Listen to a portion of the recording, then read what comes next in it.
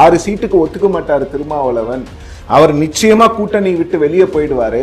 அவர் வெளியில போனா காங்கிரஸ் வெளியில போயிடும், வெளியில போயிருவாங்க.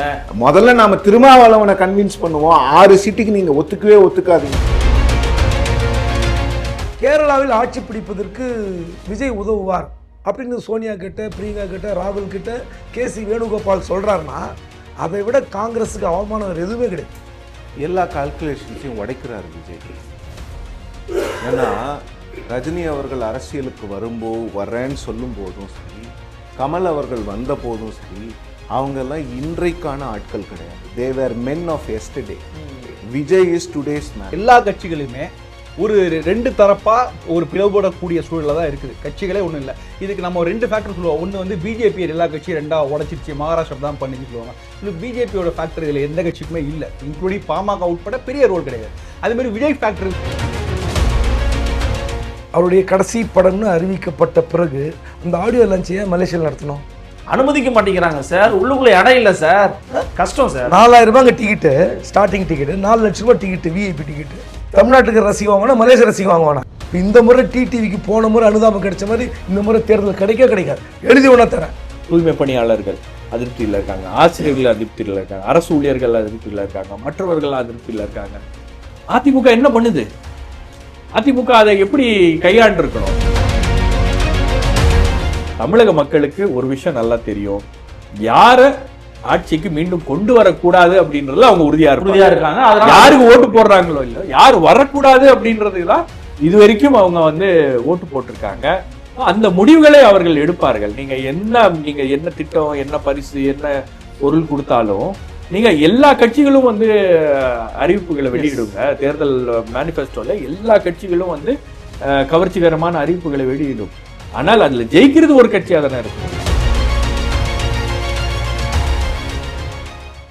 பை த பீப்புள் நேயர்களுக்கு அருள்மொழிவர்மனின் அன்பார்ந்த வணக்கங்கள். இது உங்கள் பை த பீப்புள் வழங்கும் பொறுத்தொழில் பழகு மக்களுக்காக சிறப்பு விவாத நிகழ்ச்சி.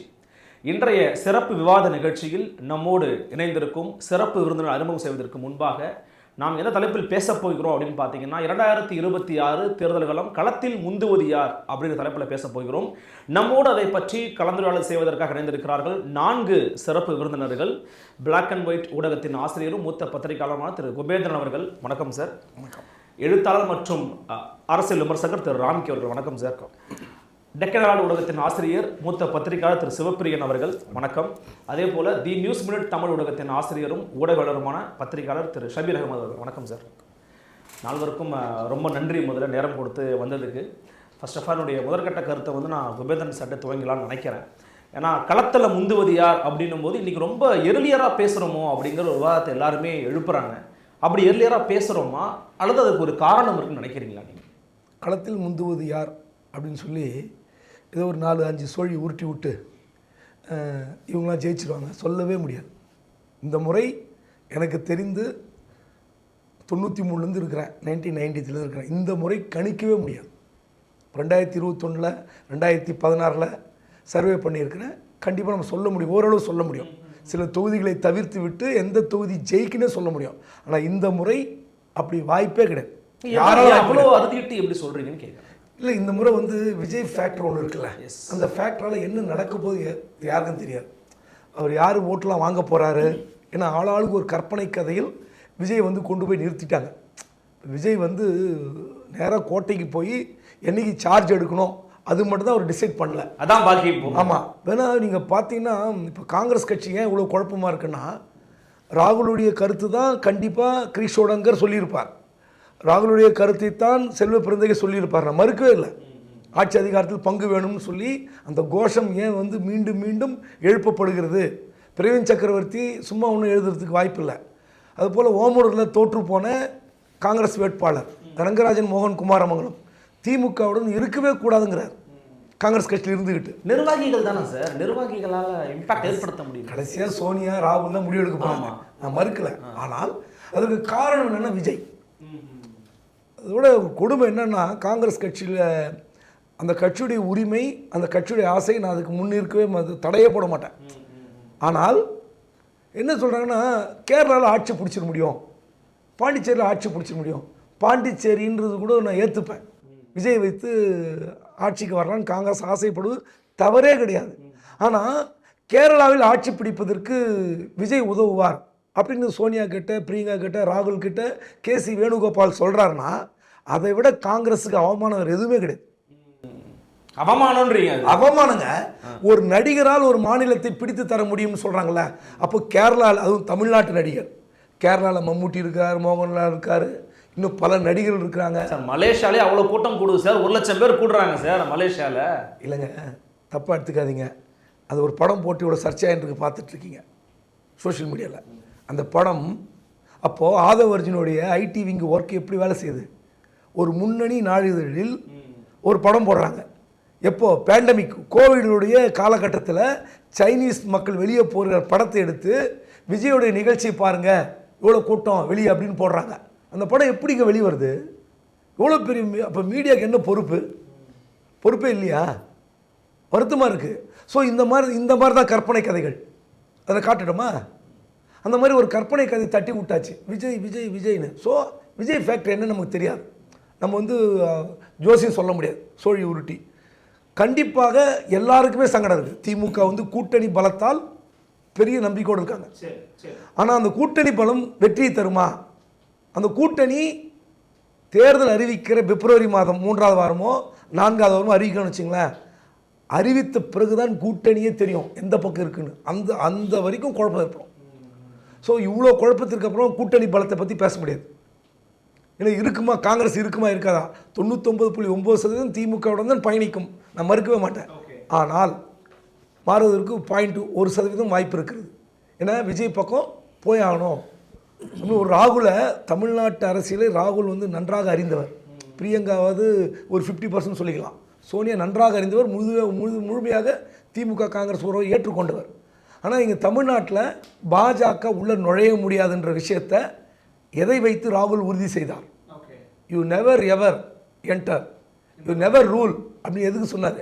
திமுகவுடைய தமிழ்நாட்டில் அரசியல் களம் அப்படி இருக்கிறவரையே மனத்தை வந்து மனமாற்றத்தை செய்து விஜய்கிட்ட போனால் என்ன அப்படின்னு ராகுல் மனசை மாற்றிருக்காங்கன்னா, தமிழ்நாடு காங்கிரஸ் வந்து மோர் தென் 70% டிஎம் கூட பயணிக்க விருப்பம் இல்லை.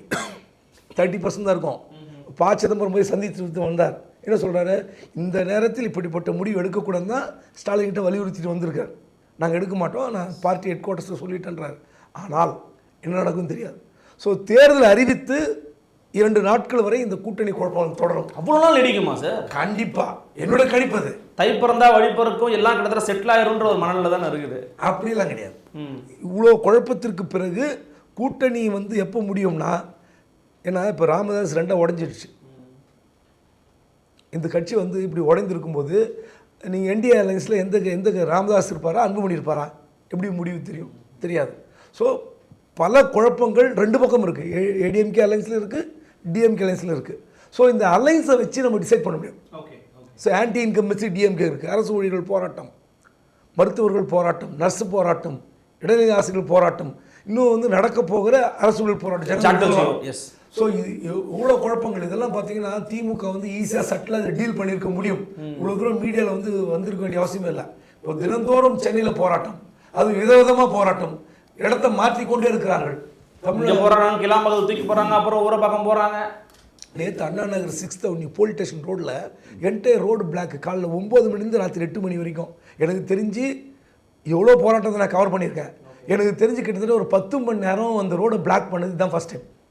தொழிலாளர் நல வாரியம் அலுவலகத்துக்கு அவங்க வராங்கன்னு சொல்லிட்டு 2 பக்கம் ரோடை பிளாக் பண்ணது தான் ஃபஸ்ட் டைம் பார்க்குறேன். முந்துறது யாருன்னு கூடிய இப்போ நம்ம கொஞ்சம் எர்லியராக சொல்கிற மாதிரி கணிக்கவே முடியாது, கணிக்கவும் கூடாது. ஓகே, இது வந்து நம்ம வந்து அறக்குறையாக போய் மக்கள்கிட்ட போய் சொன்னோம்னு வச்சுங்களேன், சிரிப்பாங்க. எத்தனையோ கருத்து கணிப்பு பொய்யா போயிருக்கு, அந்த மாதிரி தான் இதுவும் பொய்யா போகும். அதனால் முந்துவது யார் அப்படி கிடையாது. களம் இன்னைக்கு தேதிக்கு கூட்டணி பலத்தால் திமுக சாதகமாக இருக்கிறது. அப்படி வேணா சொல்லலாம், அது வேணா சொல்லணுமே தவிர அதை தாண்டி எதுவும் நீங்கள் உறுதியிட்டு அறுதிட்டு சொல்ல முடியாது. ஷபீர், நீங்கள் இப்போது கோவிந்தன் சாரோட பாயிண்ட்ல வந்து ஒரு கொஷின் இருக்குது. At the same time alliance நம்ம இப்போவே ஜெல்லாக இருக்குன்னு நம்ம உறுதியாக சொல்லிட முடியாது.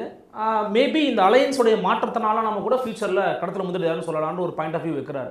பட் திமுக தொடர்ச்சியாக மகளிர் மாநாடு நேற்று பல்லடத்தில் போட்டிருக்கிறாங்க, ஒரு மாநாடு போட்டிருக்கிறாங்க. மக்களை போய் அவர் டெய்லி ஒரு ரோட் ஷோ வச்சு சந்திக்கிறாரு, அப்பப்போ மீட் பண்ணுறாரு, மந்த்லி ஒரு ஷோ கண்டிப்பாக நடத்துகிறாங்க, அதை பற்றி பண்ணுறாங்க. அப்போது ஒரு பக்கம் எடப்பாடி பரப்புரை மேற்கொண்டாலும் திமுகவும் தொடர்ச்சியாக வேலைகள் பார்த்துக்கிட்டு இருக்காங்க.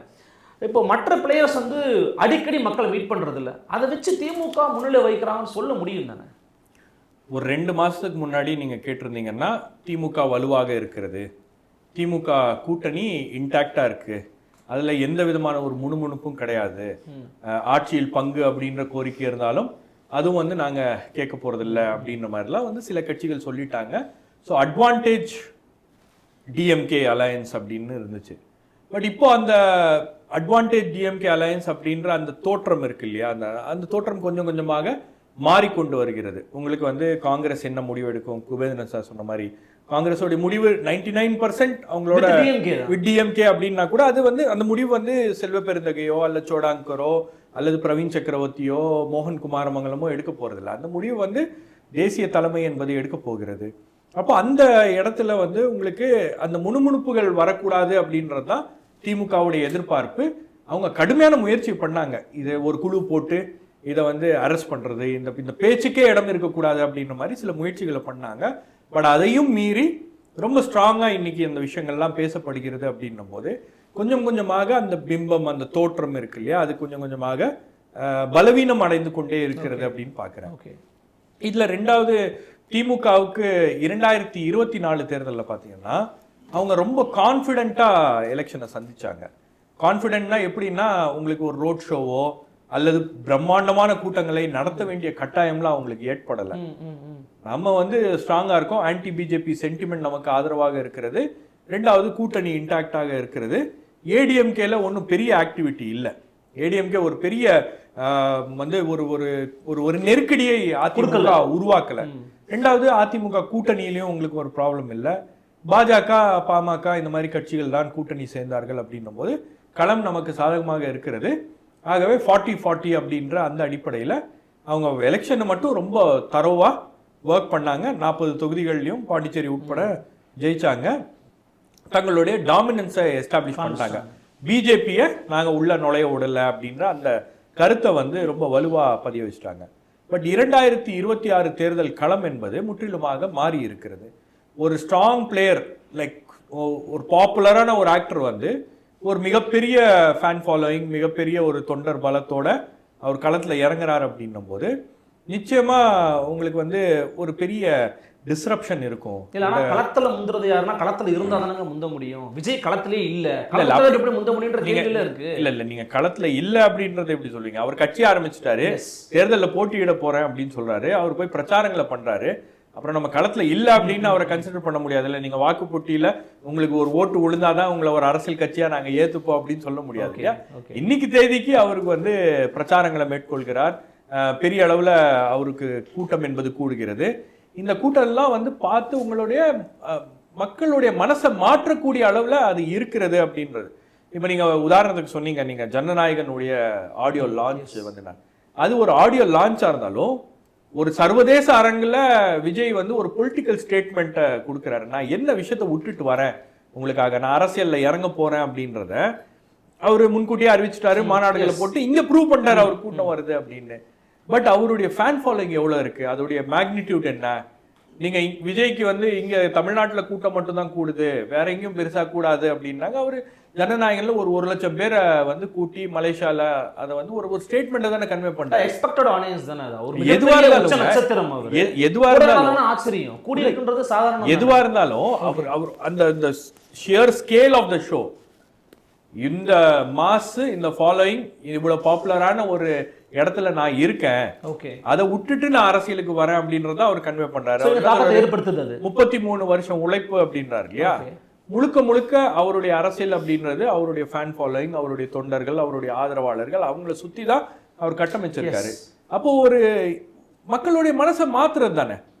நீங்க எல்லாமே வந்து மக்களை வந்து எப்படி கவர்றது அப்படின்னு தான் யோசிக்க. இப்ப நான் அந்த நிகழ்ச்சியை பார்க்கும்போது உண்மையிலேயே நீங்க வந்து ஒரு பெரிய கூட்டம் எக்ஸ்பெக்டட்னா கூட அவ்வளவு பெரிய கூட்டம், அது ஒத்துக்கிறோம் கட்டாயமா ஒத்துக்கிறோம். ரெண்டாவது, அவ்வளவு ஒரு பாப்புலரான ஒரு ஸ்டார் இருக்காரு, அவர் வந்து நடக்கும்போது அங்க ஆரவாரம், இது எல்லாமே வந்து உங்களுக்கு பெரிய அளவுல மக்களை யோசிக்க வைக்கணும்ல.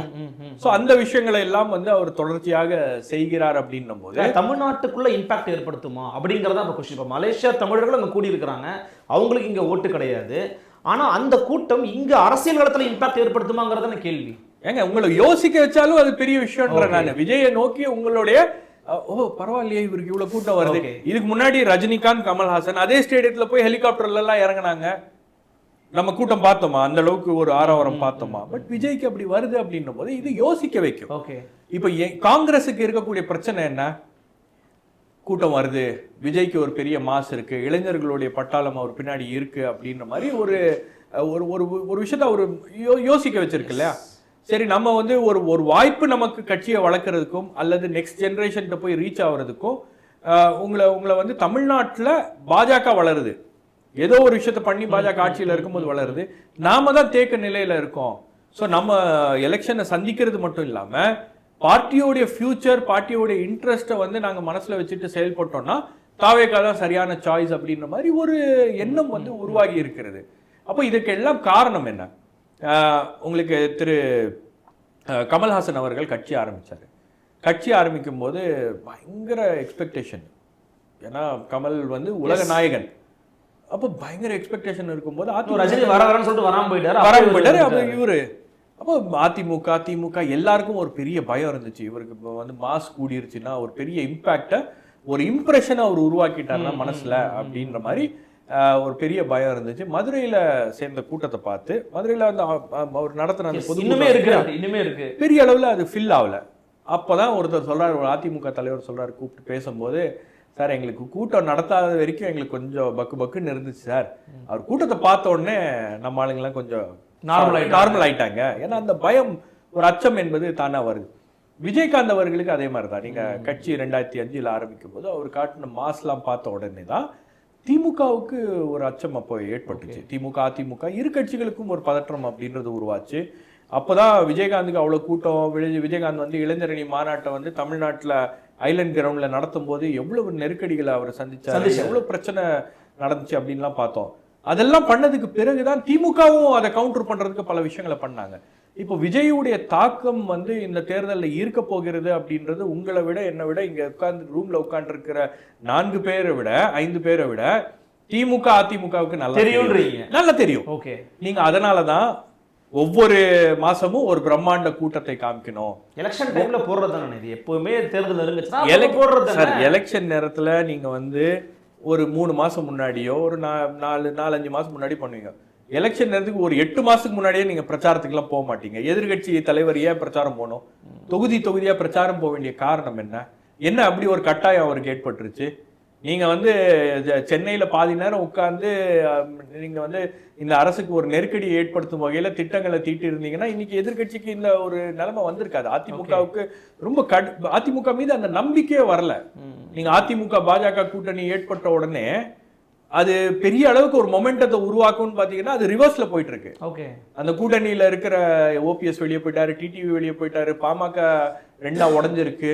உங்களுக்கு தேமுதிக கன்ஃபார்ம் பண்ண மாட்டேன்றாங்க என்டிஏல இருக்கீங்களா இல்லையான்னு. கிருஷ்ணசாமி அமைதியா இருக்காரு, ஜான் பாண்டியன் எதுவும் சொல்ல மாட்டேன்றாரு. அப்போ உங்களுக்கு அப்ப என்ன மனநிலையில அவங்க இருக்காங்க அப்படின்றது இருக்கு இல்லையா? அப்போ ஏதோ ஒரு இடத்துல வந்து ஒரு சேஞ்ச் ஆஃப் ஹார்ட் வந்திருக்கு பல அரசியல் கட்சிகளுக்கு. நாம இப்போ முடிவெடுக்க தேவையில்லை. குபேந்திரன் சார் சொன்ன மாதிரி நீங்க வந்து நோட்டிபிகேஷன் வந்ததுக்கு அப்புறம் கூட அந்த இழுபறி அப்படின்றது இருந்துட்டே இருக்கும். இப்ப என்ன ஒரே ஒரு விஷயம்னா, திமுக கூட்டணி இன்டாக்டா இருக்கு. திமுக கூட்டணியில இருக்கக்கூடிய கட்சிகள்லாம் வந்து அவரோட தான் இருக்காங்க, திமுகவோட தான் இருக்காங்க. சொல்ல முடியாதுன்றீங்க. அவங்களுக்கு அந்த தோற்றம் என்பது இருந்துச்சு. அதே அளவுல அதே சக்தி வாய்ந்த ஒரு அமைப்பாக அது இருக்குமா, அல்லது அதுலயும் வந்து உங்களுக்கு ஆன்டி இன்கம்பன்சி பலவீனங்கள்லாம் வந்து அந்த கூட்டணியை, ஒட்டுமொத்த கூட்டணியை பாதிக்குமா அப்படின்றத நம்ம பொறுத்து இருந்து பார்க்கணும். ஆனா ஒரே ஒரு கட்டத்துல நீங்க வந்து விஜயுடைய வருகை அப்படின்றது வந்து ஒரு மிகப்பெரிய தாக்கத்தை வந்து ஏற்படுத்தி இருக்கு. அது எந்த அளவுக்கு வாக்குகளாக மாறுமா, இந்த அரசாங்கத்தை வீழ்த்துற அளவுக்கு அது போகுமா, இன்னும் கூட்டணி அமையணும், கேண்டிடேட்ஸ், இந்த மாதிரி நிறைய விஷயங்கள் இருக்கு. பட் இன்னைக்கு தேதிக்கு விஜய் வந்து பல பேருடைய கவனத்தை ஈர்த்து இருக்கிறார், யோசிக்க வச்சிருக்காரு. இவருக்கு இவ்வளவு பெரிய ஃபாலோயிங் இருக்குன்னா இவர் ஒரு பெரிய தாக்கத்தை ஏற்படுத்திடுவாரோ அப்படின்ற அந்த யோசனையை மக்கள் மனசுல ஏற்படுத்தி இருக்கிறது அப்படின்னு பாக்குறேன். திமுக அதிமுக சிவபிரியன் சார் 2 பேருமே வந்து பார்த்தீங்கன்னா அவங்க பரப்புரையை முன்னாடி துவங்கிட்டாங்க. இப்போ ஷபீர் அவர்கள் குறிப்பிட்டது போலவே எதிர்க்கட்சி தலைவர் தொடர்ச்சியாக துவங்கிட்டாரு. ஒரு ரவுண்டு பிடிச்சி செகண்ட் ரவுண்டு இப்போ ஸ்டார்ட் பண்ணியிருக்கிறாரு. இன்றைக்கி திருவள்ளூர் போன்ற இடங்களுக்குலாம் போகிறாருன்னு தான் நம்ம பார்க்குறோம். 2 பேரும் பண்ணுறதுங்கிறதே விஜயனுடைய ஃபேக்டர் ஒரு முக்கியமான ரீசன் அப்படின்றத அவர் சொல்கிறாரு. ஆனால் அவங்கள பொறுத்த வரைக்கும் இப்போது திமுக இன்டாக்டாக அலையன்ஸ் வச்சுருக்கிறாங்க. ஏடிஎம்கேக்கு இன்னும் அலையன்ஸ் பெருசாக பில்டாக காட்டியும் பிஜேபி பண்ணி ஜெல் ஆகிட்டாங்க. கண்டிப்பாக அலையன்ஸ் கூட தான் போகுது. அந்த மைண்ட் செட்டில் அவங்க இயங்குறாங்களா? மக்கள் மட்டத்தில் நம்ம தலைவராக முயற்சி பண்ணணும். ஏன்னா எடப்பாடி பழனிசாமிக்கு ஒரு தலைவராக நான் வந்து ப்ரொஜெக்ட் ஆகிட்டேங்கிறத காமிக்கணும். எம்கேஎஸ் அவர்களுக்கும் அதை வந்து தொடர்ச்சி நம்ம கண்டினியூ பண்ணணுங்கிற எண்ணம் இருக்குது. அது பிரதானமா இல்லை விஜய் பிரதானமா? எல்லா கால்குலேஷன்ஸையும் உடைக்கிறார் விஜய். ஏன்னா ரஜினி அவர்கள் அரசியலுக்கு வர்றேன்னு சொல்லும் போதும் சரி, கமல் அவர்கள் வந்த போதும் சரி, அவங்கெல்லாம் இன்றைக்கான ஆட்கள் கிடையாது. They were men of yesterday. Vijay is today's man. அதுதான் இங்க வந்து பிரதானம். விஜய் வந்து இன்னைக்கு புதுசா ஓட்டு போடக்கூடிய ஒரு 18 வயசு பையனுக்கோ இல்ல 4 முறை 5 முறை எலெக்ஷன் ஓட்டு போட்டு பழக்கமான ஒரு 37 38 வயசு இருக்கிறவங்களுக்கு 2 பேருக்குமே விஜயால ஈஸியா கனெக்ட் ஆக முடியுது. இதுதான் இந்த திராவிட கட்சிகளை வந்து யோசிக்க செய்திருக்கிறது. இப்ப வைப் வித் எம்கேஎஸ் அப்படின்னு சொல்லிட்டு போன வாரம் ஒரு ட்விட்டர் விளையாட்டு வீரர்களோட பண்ணாரு. அதுல சிஎம்மோட காஸ்டியூம்ல இருந்து அவர் பேசுறதுல இருந்து எல்லாமே பாத்தீங்கன்னா எல்லாமே வைப் பண்றாங்க. இந்த வைப்ன்ற வார்த்தையை தமிழ் சமூகத்துக்கு சொல்லி கொடுத்ததற்கு விஜய்க்கு நன்றி. அப்படிதான் நான் பார்க்குறேன். எல்லாருமே வந்து யங்ஸ்டர்ஸை புதுசா போயிட்டு பாலிடிக்ஸ் சொல்லி கொடுக்கணும். இப்ப இளைஞர் அணி நிர்வாகிகள், இளைஞர் அணியில் இருக்கிறவங்கல்ல, அவங்க இளைஞர் அணி நிர்வாகிகள் 1 லட்சம் பேரை கூப்பிட்டு, தம்பி இதுதான்ப்பா பெரியாரு, இதுதான்ப்பா அண்ணா, இவங்க தான் தமிழ்நாட்டுக்கு வந்து இதெல்லாம் பண்ணாங்கன்னு போட்டு காட்ட வேண்டிய கட்டாயம் திமுகவுக்கு ஏற்பட்டு. விஜயால தான் ஏற்படுதுன்னு எப்படி சொல்றீங்க? இல்ல விஜயால தான் ஏற்படுதுன்னா அப்ப 2021 பண்ணியிருக்கணும்ல. 21 ஏன் பண்ணல? 22 பண்ணுங்க. இளைஞர் பாசறை, இளம் பெண்கள் பாசறைன்னு அதெல்லாம் பண்ணாங்க. அதெல்லாம் எப்போ? இன்னொரு சேலஞ்ச் ஒன்று வரும். கிட்டத்தட்ட 2020-21 திமுகவுக்கு தெரியும் விஜய் போன்ற ஒரு நட்சத்திரம் நிச்சயமா அவருக்கு அரசியல் ஆசைகள் இருக்கிறது. ரஜினி வரும்போதே டிஎம்கேக்கே வந்து ஒரு 3%லேருந்து 4% ஓட்ஸ் அவர் எடுப்பாரு. அன்னைக்கு ரஜினிக்கு வயசு 70. ஆனால் இன்னைக்கு விஜய் வந்து அரசியலுக்கு வரும்போது அவருக்கு வயசு 50. எல்லாருமே 18 வயசுலேருந்து கிட்டத்தட்ட 40 வயசு வரைக்கும் ரொம்ப ஈஸியாக ரிலேட் பண்ணக்கூடிய ஒரு ஸ்டாராக விஜய் இருக்கிறார். அந்த கூட்டத்தை போய் பார்க்கும் பொழுது ஈரோடு போன்ற மாநாடு, பொதுக்கூட்டம், மதுரை அல்லது விக்கிரவாண்டி மாநாட்டில் வந்து அந்த இளைஞர் கூட்டம் வந்து எதையோ எதிர்பார்த்து வருகிறார். அவர்களை யாரும் கூட்டிகிட்டு வரல. பெரும்பான்மையான மக்கள் வந்து அங்கே வர்றவங்க எதையோ ஒரு விஷயத்தை விஜய் கிட்ட எதிர்பார்த்து வராங்க. இது என்னன்னா அதுக்காக திமுக அதிமுக எதுவுமே செய்யலை அப்படிங்கிறதுல அவங்களுக்கான வாய்ப்பு. கூட்டம் போடுறாங்களே சார். இப்போ திமுக தலைவர் கூட்டம் போடுறாரு, எடப்பாடி பழனிசாமி கூட்டம் போடுறாரு, இவங்கள மாதிரி அவர் ஒரு கூட்டம் போடுறாரு. அப்படித்தானே அப்படி இல்லை அருள்மொழிவர்மன், இதுக்கு வந்து ஒரு வித்தியாசம் இருக்கிறது. இங்க நிறைய இளைஞர்கள் தானா வராங்க. அதை நாமளே பத்திரிகையாளர்கள் எல்லாருக்குமே தெரியும். திமுக அதிமுக 2 கட்சிகளுக்கும் இல்லை வந்து எஸ்டாப்ளிஷ்ட் பொலிட்டிக்கல் பார்ட்டிஸ்க்கு அவங்க தொண்டர்களை தவிர வேற யார் வந்து தன்னெழுச்சியாக வராங்கங்கிற ஒரு கேள்வி இருக்கிறது. இப்போ நம்ம விவாதத்துக்குள்ள வரும். இது எல்லாம் விஜய் யோசிக்க வைக்கிறார். அதற்காக மட்டுமே விஜய்க்கு ஓட்டு போட்டுருவாங்களான்னு கேட்டால் நிச்சயமா கிடையாது. பட் ஒரு பெரிய ஒரு ஆரவாரத்தை, ஒரு பெரிய டிஸ்ரப்ஷனை விஜய் பண்றதுக்கான வாய்ப்புகளை நான் பார்க்குறேன். அந்த டிஸ்ரப்ஷனை வந்து எவ்வளவு களவு கம்மி பண்ண முடியுமோ அதனோட தாக்கத்தை அதை பண்றதுக்காக தான் எதிர்க்கட்சி தலைவர் ஜூலையிலேயே வந்து கிட்டத்தட்ட 9 மாதத்திற்கு முன்னாலே வந்து ஒரு தொகுதி வாரியான பிரச்சாரத்துக்கு போறாரு. முதலமைச்சர் வந்து என்ன கேட்டிங்கன்னா 2024 நவம்பர் மாதம் அவர் முதல் முறையாக வந்து மாவட்ட வாரியாக பயணம் சொல்லிட்டு கோயம்புத்தூருக்கு போனார். அன்னைக்கே அவர் பிரச்சாரத்தை ஆரம்பிச்சிட்டார். இந்த மாவட்ட வாரி பயணமே வந்து அரசு முறை பயணமாக இருந்தாலும் சரி, 2 கவர்மெண்ட் ஃபங்க்ஷன் வைப்பாங்க, ஒரு கட்சி ஃபங்க்ஷன் வைப்பாங்க. ஈவினிங் போயிட்டு அவர் எங்கே தங்குறாரோ அங்கே வந்து கட்சிக்காரர்களை சந்திக்கிறார், கட்சி தலைவர்களை கூப்பிட்டு பேசுகிறாங்க. இன்னொன்று டிஎம்கே உடைய ஸ்ட்ரக்சர் இது முழுக்க முழுக்க விஜயினுடைய தாக்கத்தை குறைப்பதற்காக உருவாக்கப்பட்டதுன்னு நான் நிச்சயமாக சொல்ல மாட்டேன். 2021க்கு பிறகு அவங்களுக்கு வந்து எங்கெங்கே கேப்ஸ் இருக்குதுங்கிறத ரொம்ப ஈஸியாக அவங்க வந்து ஐடென்டிஃபை பண்ணியிருக்காங்க. ஏன்னா 10 வருஷம் ஆன்டி இன்கம்பன்சிக்கு பிறகும் அதிமுக 66 இடங்களில் ஜெயிக்குது. பாஜக 4 இடத்துல ஜெயிக்குது, பாமக 5 இடத்துல ஜெயிக்குது, நம்மளால 159 தான் ஜெயிக்க முடிஞ்சுது. பட் தமிழ்நாடு ஃபுல்லாக ஆரவாரம் இருந்தது. அப்போது எங்கெங்கே நமக்கு கேப்ஸ் இருக்குன்னு அந்த கேப்ஸை பிரிட்ஜ் பண்ண ஆரம்பித்தாங்க. அதனால் அவங்க ஆர்கனைசேஷனை பெருமளவுக்கு ஸ்ட்ரென்தன் பண்ணியிருக்கிறாங்க, இல்லைன்னு சொல்லவே முடியாது. இந்த ஓரணியில் தமிழ்நாடு இது போன்ற விஷயம் ஸ்டாலின் நிறைய திட்டங்கள்லாம் அறிவிச்சாங்க. உங்களுடன் ஸ்டாலின் வந்து கவர்மெண்ட், நான் சொல்றது வந்து ஓரணியில் தமிழ்நாடு வந்து ஒரு கட்சியாகவே அவங்க ஒவ்வொரு வீடுகளுக்கும் சென்று இப்போ வந்து இந்த எஸ்ஐஆர் பணிகள்ல போய் மக்களுக்கு உதவி பண்றாங்க. இந்த மாதிரி நிக்கிறாங்க. நிறைய இடங்கள்ல டிஎம்கே நிக்குது, ஒரு சில இடங்கள்ல ஏடிஎம்கே நிக்குது. நான் பார்த்த வரைக்கும் டிவிகே நிக்கல. டிவிகேக்கு ஓட்டு போடுறவனுக்கு நீங்க போய் நிக்க வேண்டிய அவசியம் இல்லைங்கிறாங்க. அவங்களா வந்து ஓட்டு போட போறாங்க. அங்கதான் டிஸ்டிங்ஷன். நான் முதல்ல இருந்து என்ன சொல்லிட்டு வரேன், 18ல இருந்து 40 இல்ல ஓட்டே இல்லாம நம்ம தலைவரை ஜெயிக்க இன்ஸ்டால வாக்களிச்சு அல்லது ட்விட்டர்ல வாக்களிச்சு கூட ஜெயிக்க வச்சிடலாம் அப்படி நினைச்சிட்டு இருக்காங்களான்னு தெரியல.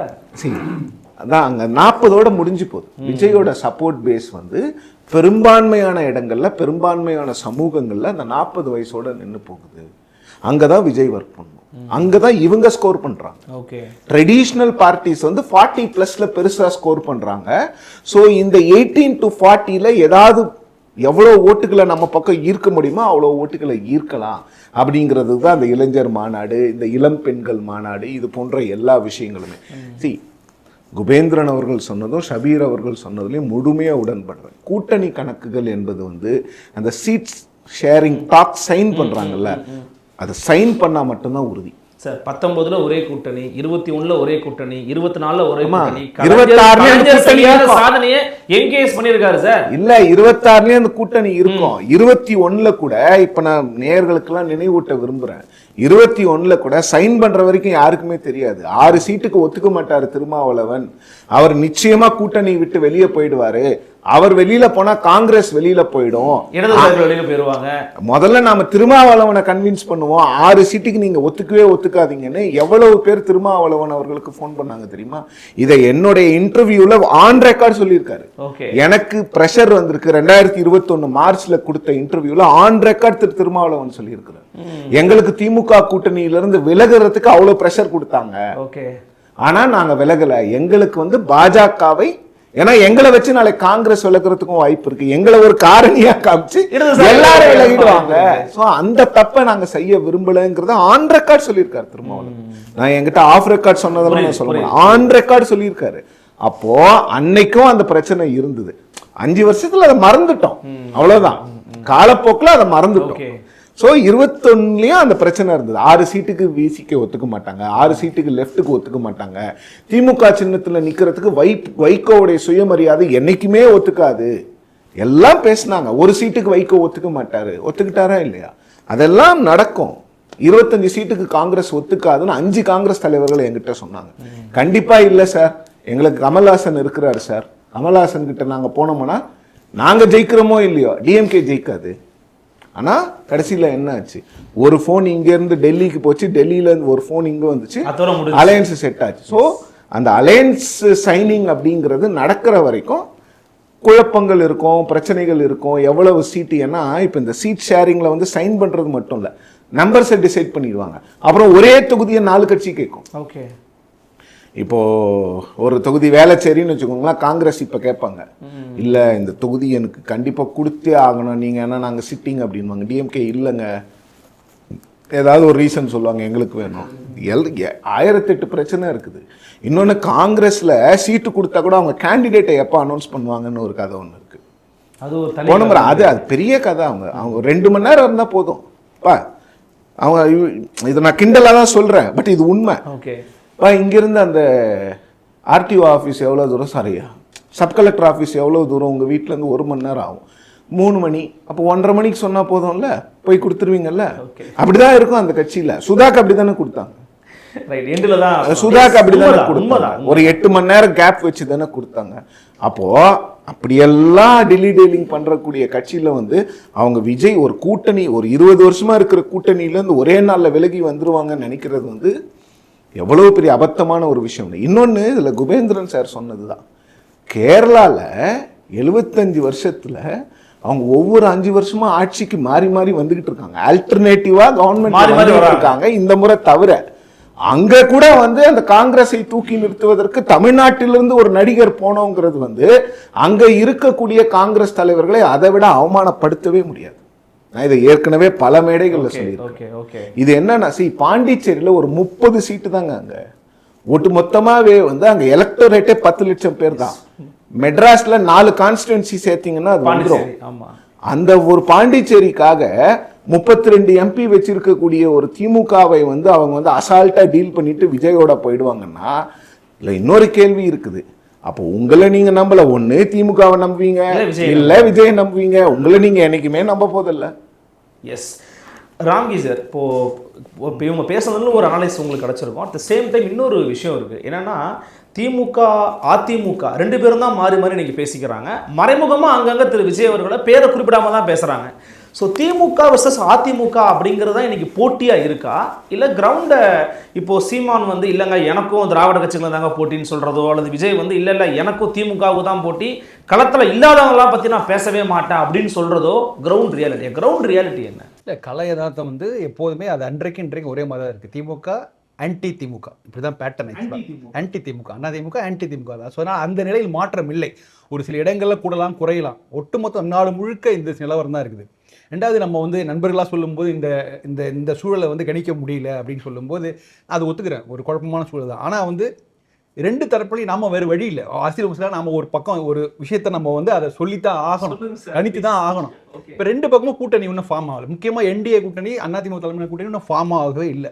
திமுக கூட்டணியிலேயும் இன்டாக்டாக இருக்குன்னு சொன்னாலும் அதுலேயும் சில மாற்றங்கள் வருவதற்கான வாய்ப்புகள் இருக்குது. ஏன்னா அதுக்கான அவங்களுக்கு மினிமம் பர்சன்டேஜ் சார், மினிமம் சிவிசிக்கு அங்கே தான் இருக்கு, கம்யூனிஸ்ட் அங்கே தான் இருக்கு, காங்கிரஸ்ல ஒரு நிர்வாகிகள் தான் பேசுறாங்க, தலைமை யாரும் பேசவே இல்லையே. இல்லை, அதுதான் நான் சொல்றேன், இருக்கிறதே நிர்வாகிகள் தான், தொண்டர்களே கிடையாது அந்த கட்சியில. தாண்டி அவங்க சில பேரை வந்து இப்போ விஜய் ஒரு ஃபேக்டர் வரதுனால வந்து அந்த ஒரு நடிகர் ஒரு கட்சியோட அந்த அதுக்கு ஒரு கவுண்டர் கொடுக்கறதுக்காக கமலுடைய கட்சிக்கு ஒரு கூடுதல் முக்கியத்துவம் கொடுக்கலாம், இல்லை தேமுதிக உள்ள கொண்டு வரதுக்கான முயற்சிகள் செய்யலாம். ஸோ ஏதோ ஒரு பார்ட்னர் உள்ளே கொண்டு வந்து அந்த கலரை மாற்றுவாங்க. ஆக்சுவலாக இது இன்டாக்டாக இருந்தாலும் அது இன்னும் கூட்டணி இன்னும் ஃபைனல் ஆகலைன்னு தான் நான் பார்க்குறேன். ஸோ 2 பக்கம் கூட்டணி இல்லை. ஸோ கூட்டணி உள்ளே வாங்க, ஒவ்வொரு கட்சியும் எடுத்து பாருங்க.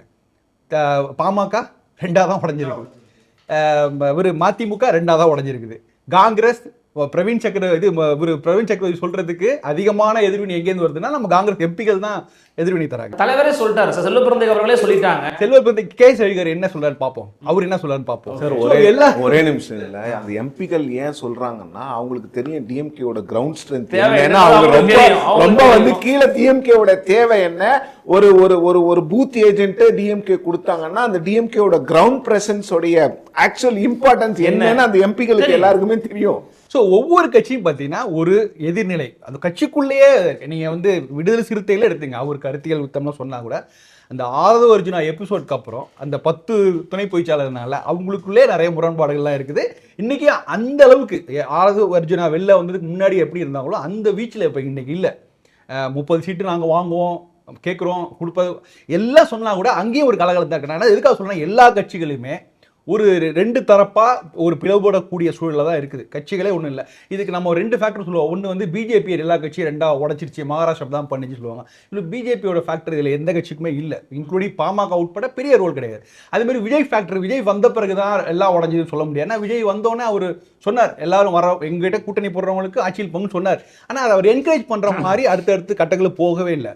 நிறைய பேர் பனையூர் கதவுகளை தட்டியும் திறக்கப்படவில்லை. ஸோ அப்படிங்கும்போது அவரும் பெரிய அளவு என்கரேஜ் பண்ணல, இந்த கட்சிகள்லாம் உடைக்கணும்னு அவரும் அந்த தரப்பும் விரும்பல. ஸோ இயல்பாகவே இந்த கட்சிகளுக்குள்ள இருந்த ஒரு முரணான சூழல்னால 2 பிரிஞ்சு நிற்கிறாங்க. ஸோ இப்போ இதுதான் வந்து ஒரு பெரிய குழப்பத்தை கொண்டது. ஸோ அதனால நான் இந்த சூழல் நான் எப்படி ஒப்பிடுவேன்னா 2006 சூழலோட ஒப்பிடுவேன். அப்போ வந்து திமுக அதிமுக ஒரு பக்கம் இருந்தாலும் கிட்டத்தட்ட 2 பேருமே பலமாக தான் இருந்தாங்க. அதிமுக வந்து அவங்க செய்த தவறுகள் எல்லாம் அதை ரிவர்ஸ் பண்ணி எல்லாத்தையும் ஓரளவு கொண்டு வந்தாங்க. திமுக வந்து மத்தியில் ஆட்சியில் இருக்குது. அப்படி ஒரு சமபலத்தும் அரசியல் இது தேர்தல் எழுதுகிறாங்க. அப்போ அந்த நேரத்தில் விஜயகாந்த் ஃபேக்டரி அவர் ஒவ்வொரு குக்கிராமத்துக்கும் போய் திமுக அதிமுக ஒன்று தாங்க, 2 பேரும் ஊழல் கட்சியெல்லாம் சொன்னார். ஸோ கடுமையாக பிரச்சாரம் பண்ண. ஸோ அப்போ என்ன ஆகுதுன்னா களத்தில் வந்து பெரிய மாற்றங்கள் ஏற்படுது. என்னென்னா அது வரைக்கும் திமுக ஒரு லாயலாக போட்டுட்டு இருந்தால் கூட சரி ஒரு தடவை மாற்றி போட்டு பார்ப்போம் அப்படின்னு ஒரு மனநிலைக்கு வராங்க. ஸோ இது எங்கன்னா கட்சியை தாண்டி சமூகங்களில் ஒரு மாற்றத்தை கொண்டு வருது. ஓகே, முக்குளத்தூர் சமூகம், வன்னியர் சமூகம். இப்போ நீங்கள் 2006 ரிசல்ட்ஸ் எடுத்து பார்த்தீங்கன்னா வழக்கமாக வாங்குற அந்த பர்சன்டேஜில் மாற்றமே இருக்காது. 44% அதிமுக, 44 திமுக, 39% அதிமுக எடுத்தால் கூட அந்த சீட்டா கன்வர்ஷன் அது பார்த்தீங்கன்னா யாருமே 100 தொட முடியல. ஸோ அப்போ ஒரு கோர் வங்கின்னு இருக்குல்ல, முக்குளத்தோர் ஓட்டு வங்கி எல்லாமே அதிமுக போகணும்னா அதை வந்து தென் தமிழ்நாட்டில் உடைச்சிட்டாரு. வட தமிழ்நாட்டில் எல்லா வாக்குகளும் பாமக போகும்போது அதையும் உடைக்கிறாரு. ஸோ அப்போ அங்கே விஜயகாந்த் போட்ட அந்த அவருடைய கேண்டர் இல்லாமல் இந்த பெரும்பாலான ஒரு முன்னணி சமூகங்கள் இருக்குல்ல, அதை தாண்டி ஒரு அங்கே சிறுபான்மை சமூகங்கள் அவங்கள பிரதிநிதித்துவப்படுத்துகிற மாதிரி. ஸோ கிட்டத்தட்ட எல்லா இடத்துலையும் அந்த ஆர்கனைசேஷன் அமைப்பு ரீதியாக சமூக ரீதியாக எல்லாம் உடச்சி ஸோ கிட்டத்தட்ட அந்த சூழல் இன்னைக்கு பொருந்தி வரதான் நான் பார்க்கறேன். ஸோ விஜய் அதெல்லாம் உடைக்கிறாருன்றீங்க. விஜய் நிச்சயமா, அதாவது கட்சியிலேருந்து ஆரம்பிச்சு சமூகம் எல்லாத்தையும் உடச்சி போடுறாரு. ஸோ உடச்சி போடும்போது எந்த சமூகம் வந்து விஜயோட தாக்கு தாண்டி நிற்குதோ அவங்க வந்து ஒரு பெரிய இதாக வருவாங்க. ஸோ ஸ்பாய்லருங்கிறீங்க விஜய். நிச்சயமா ஸ்பாய்லர். இந்த ஸ்பாய்லர் கட்சிக்கு மட்டும் இல்லை, கூட்டணிக்கு மட்டும் இல்லை, கட்சி அது கீழே இருக்கிற அந்த சமூக அமைப்புகள் எல்லாருக்குமே ஒரு ஸ்பாய்லரா விஜய் ஒரு ஆசையை தூண்டிட்டே இருக்காரு. விஜய்க்கு மாற்றி போடுவோம் அப்படிங்கிற மாதிரி ஒரு ஸ்பெகுலேஷன் இருக்கு. ஸோ இந்த நிலை நீடித்தால் இப்படியே நீங்கள் இன்னொரு அடுத்த 100 நாட்கள் போணுச்சுன்னா என்ன ஆகுதுன்னா ஒரு அன்ஸ்டேபிள் கவர்மெண்ட்டோ இல்லை ஒரு கூட்டணி அரசுக்கான வாய்ப்புகள் இருக்கு. இல்லை சார், அந்த ஸ்பாய்லரால யாருக்கு லாபம்னு கேட்குறேன். அது திமுக அலையன்ஸுக்கா இல்லை அதிமுக அலையன்ஸ்? இப்போ ஒரு பாயிண்ட் நான் என்ன சொல்லிட்டேன்னா ஒரு நிச்சயமற்ற தன்மை வருது. ஒரு கூட்டணி அரசு எப்படி ஒரு 2006 ஒரு மைனாரிட்டி அரசு வந்ததோ அது போன்ற ஒரு சூழ்நிலை இங்கே வருது. இப்போ அப்படி ஒரு அரசு வரும்போது யார் அதை டேக் ஆஃப் பண்ணி எடுத்துகிட்டு போக முடியும்?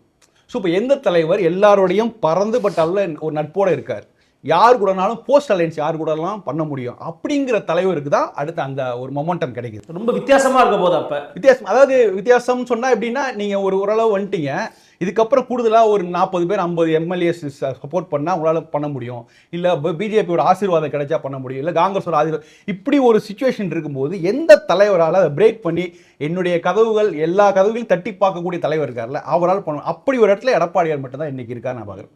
ஏன்னா ஸ்டாலினோட ஸ்ட்ரக்சர் வேறு, அவர் நம்பர் 1 கட்சியோட நம்பர் 1 தலைவர். ஸோ அவர் இறங்கி மற்றவங்கள்ட்ட ஒரு ஆதரவு தேட வேண்டிய நிலை கிடையாது. நான் இன்கேஸ் நினைச்சு இந்த குழப்பம் தொடர்ந்தால் நான் சொல்கிறேன்.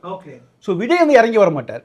ஸோ எந்த கட்சிகளுமே இறங்க மாட்டார். அப்போ நேரத்தில் இன்னைக்கு எடப்பாடி சொல்கிற பிளான் எல்லாமே எங்களுக்கு திமுக தான் எதிரி, திமுக இருக்கிற யாரா வேணா என் கூட வந்துங்க, எஸ் திமுக எதிர்ப்பை யாரோடான்னுவாங்க.